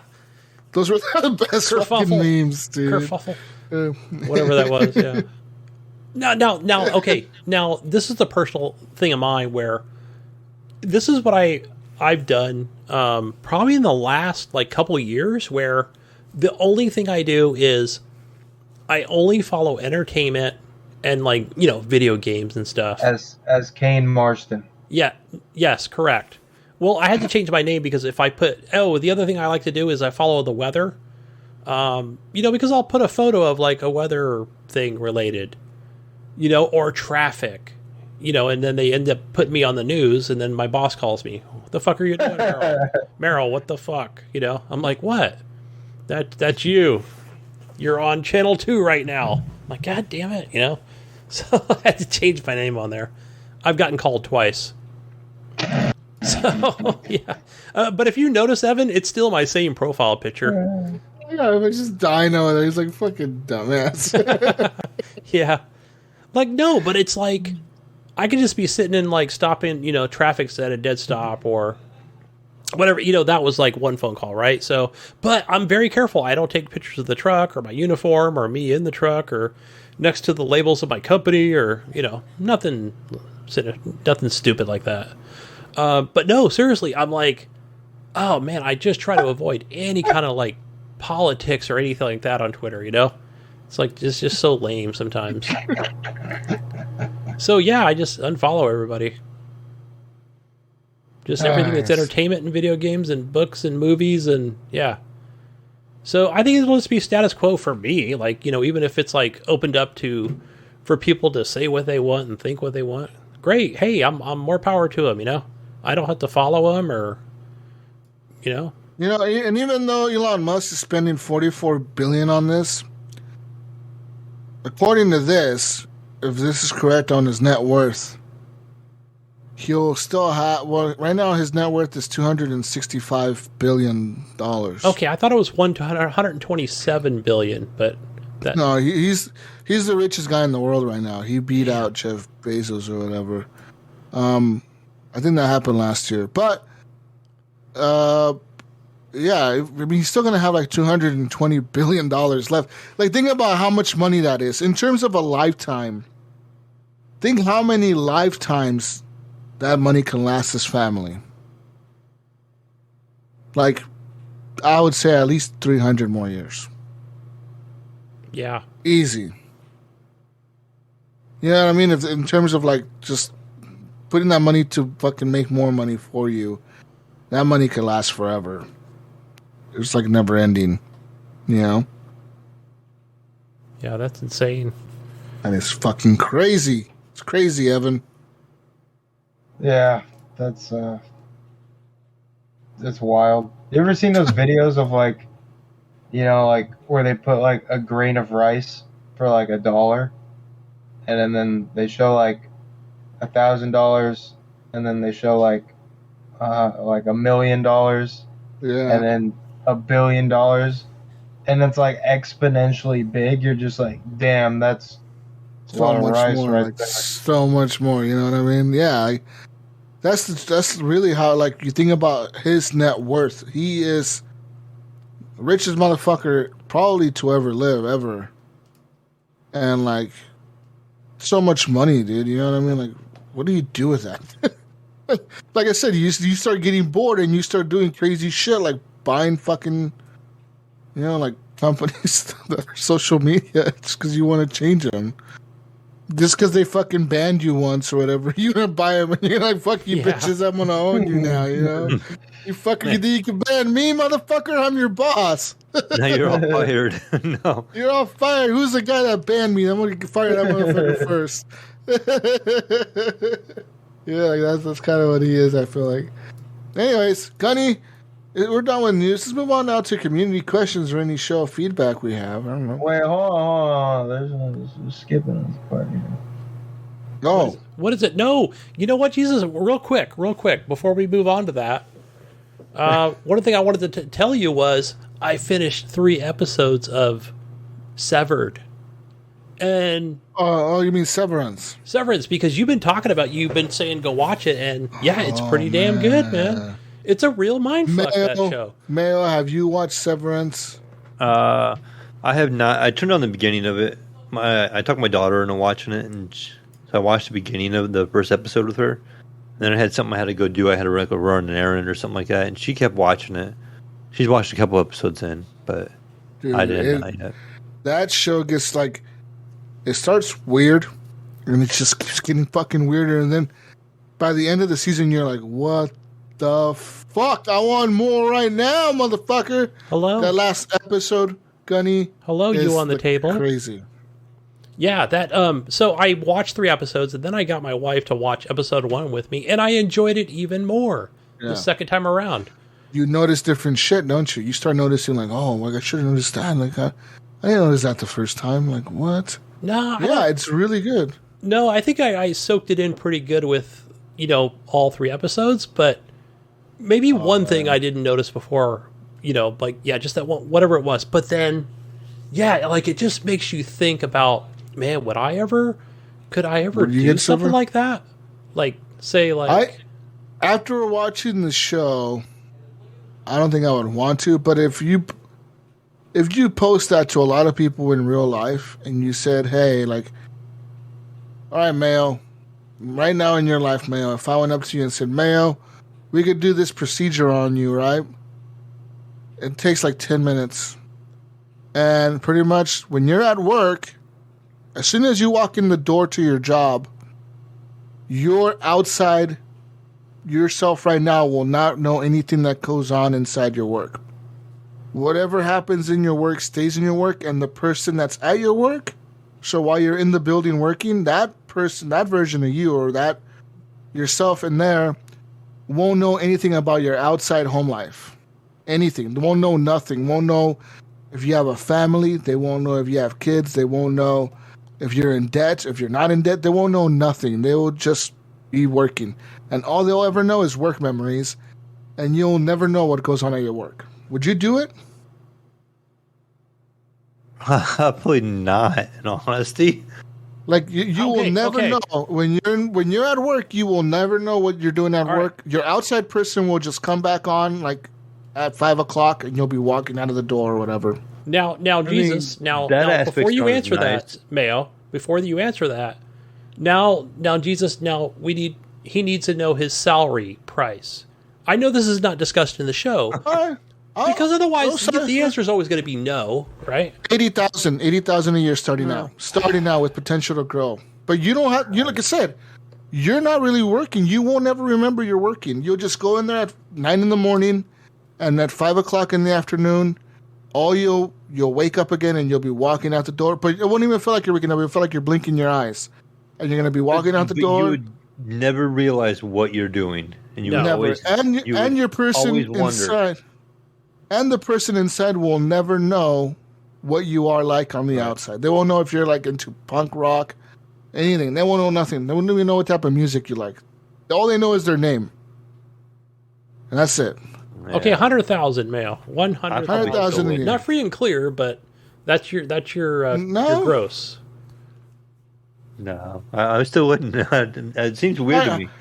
How about you, Evan? Would you take that offer if someone said I would split your memories like that? Would you do it? Nah, I mean, no. I feel like you guys are trying to sell this idea. No, we're just asking the question. That's yeah. I don't know, because for me personally, like I enjoy work and like everything that happens at work. You know, all the like the bonds you make with like coworkers and stuff. Like I don't know, I like that aspect of it, and you know, I don't know. I'm gonna check out the show. Gunny was telling me about it before you hopped on, so I'll check it out. I'll report back to you with my answer later then. Yeah, I mean, I don't know, man. At times I think that I probably would do it because it kind of sounds kind of like easy, like an easy way to not work. You know what I mean? Yeah. Because you never work. You just never work. You don't think you would ever question what you did while you're at work? Oh, that comes up in the show. Maybe you think about it, but maybe you don't like. Or next thing you know, you're missing a finger and you got hurt at work and you don't even know. You got cut on the head and now you got a Band-Aid, but there's a note on your car saying, hey, you hit yourself with a bookshelf. This happens on the show, right? Like this guy gets hurt in the show, and like the outside version of him obviously doesn't know, but he's walking out the door.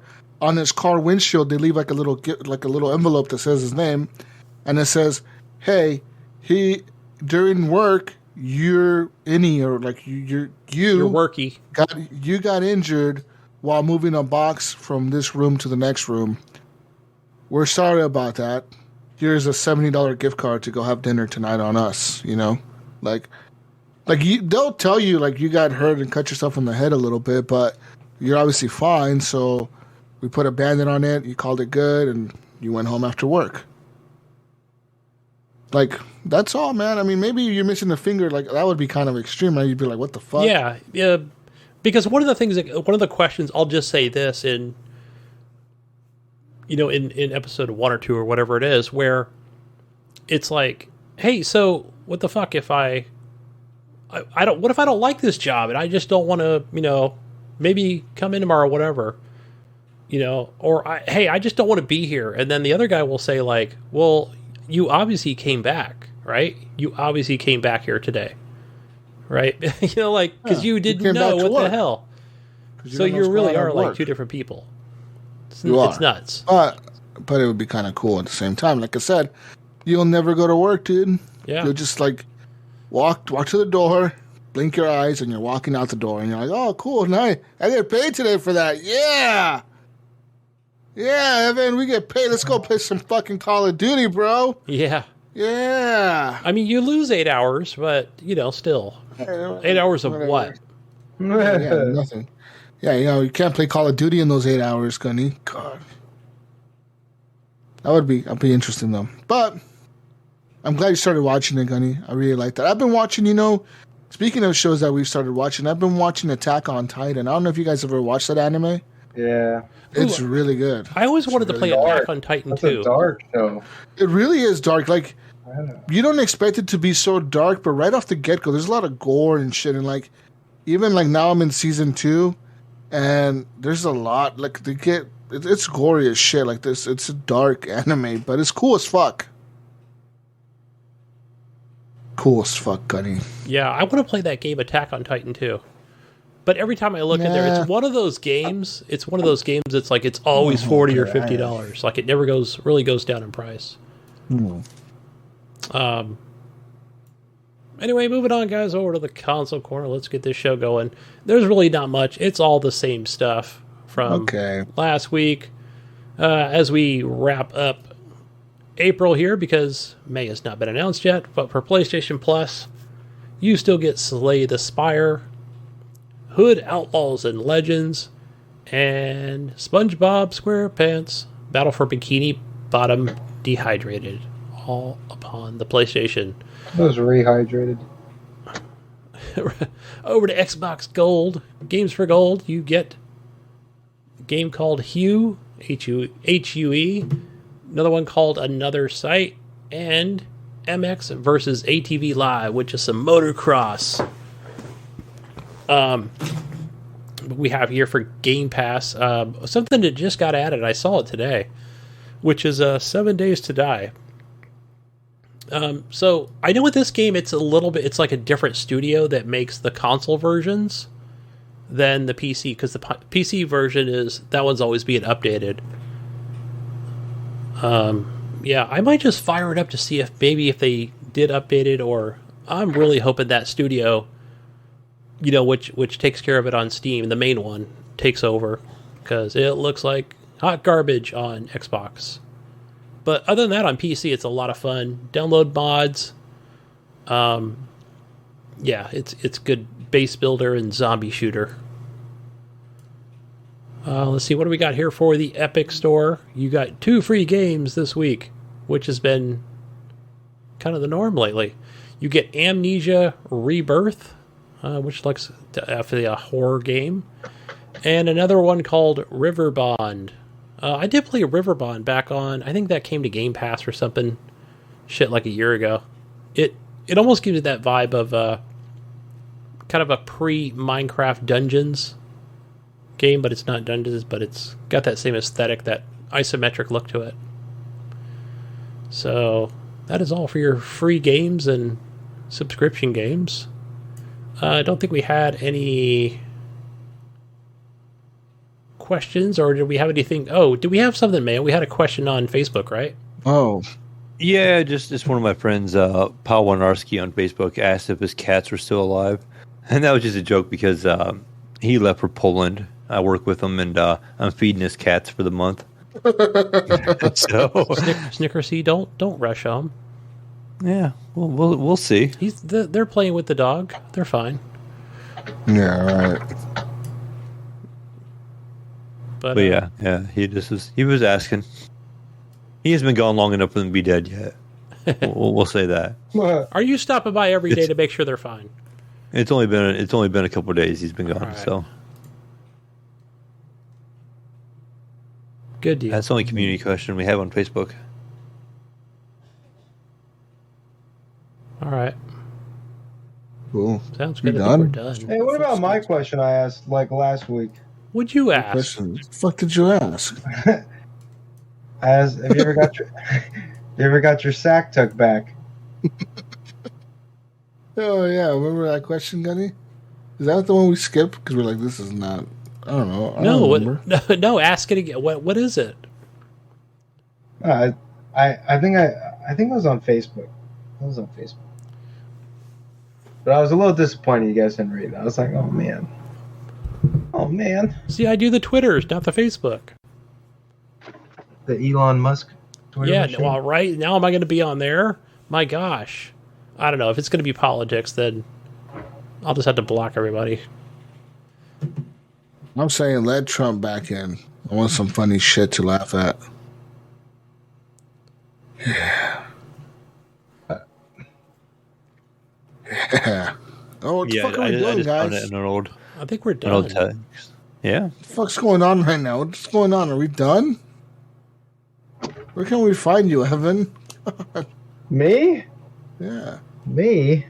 I'm A1 Thick Sauce 69 on Xbox and Shirt Pockets Oh. on PlayStation and Reppin' Evan on Steam. Damn. Yeah. Find me. Find me on everything as Jesus Walks Lot. Just go fucking find me. Let's play some games. Where can we find you? Mayo. Mayo. Oh, well, you're going to find me everywhere. It's the Mayo or the Mayo one on Discord, Steam, Xbox, all those common places. What about you, Gunny? Find me as Gunny Chief, one word, on pretty much everything except for PlayStation. I am HGP_Gunny on there. And Kane Marston on Twitter. At Kane Marston. KAINMARSTON. That's my Red Dead name. Marston. Yep, but I'm still a Gunny Chief on there. Anyways, I guess that's it, right? Is it done? Are we finished? Oh, yeah. Peace out, Brussels sprouts. We'll catch you in the next edition of the Horrible Creatures Podcast. Bye, everyone. Bye. Bye. Yeah.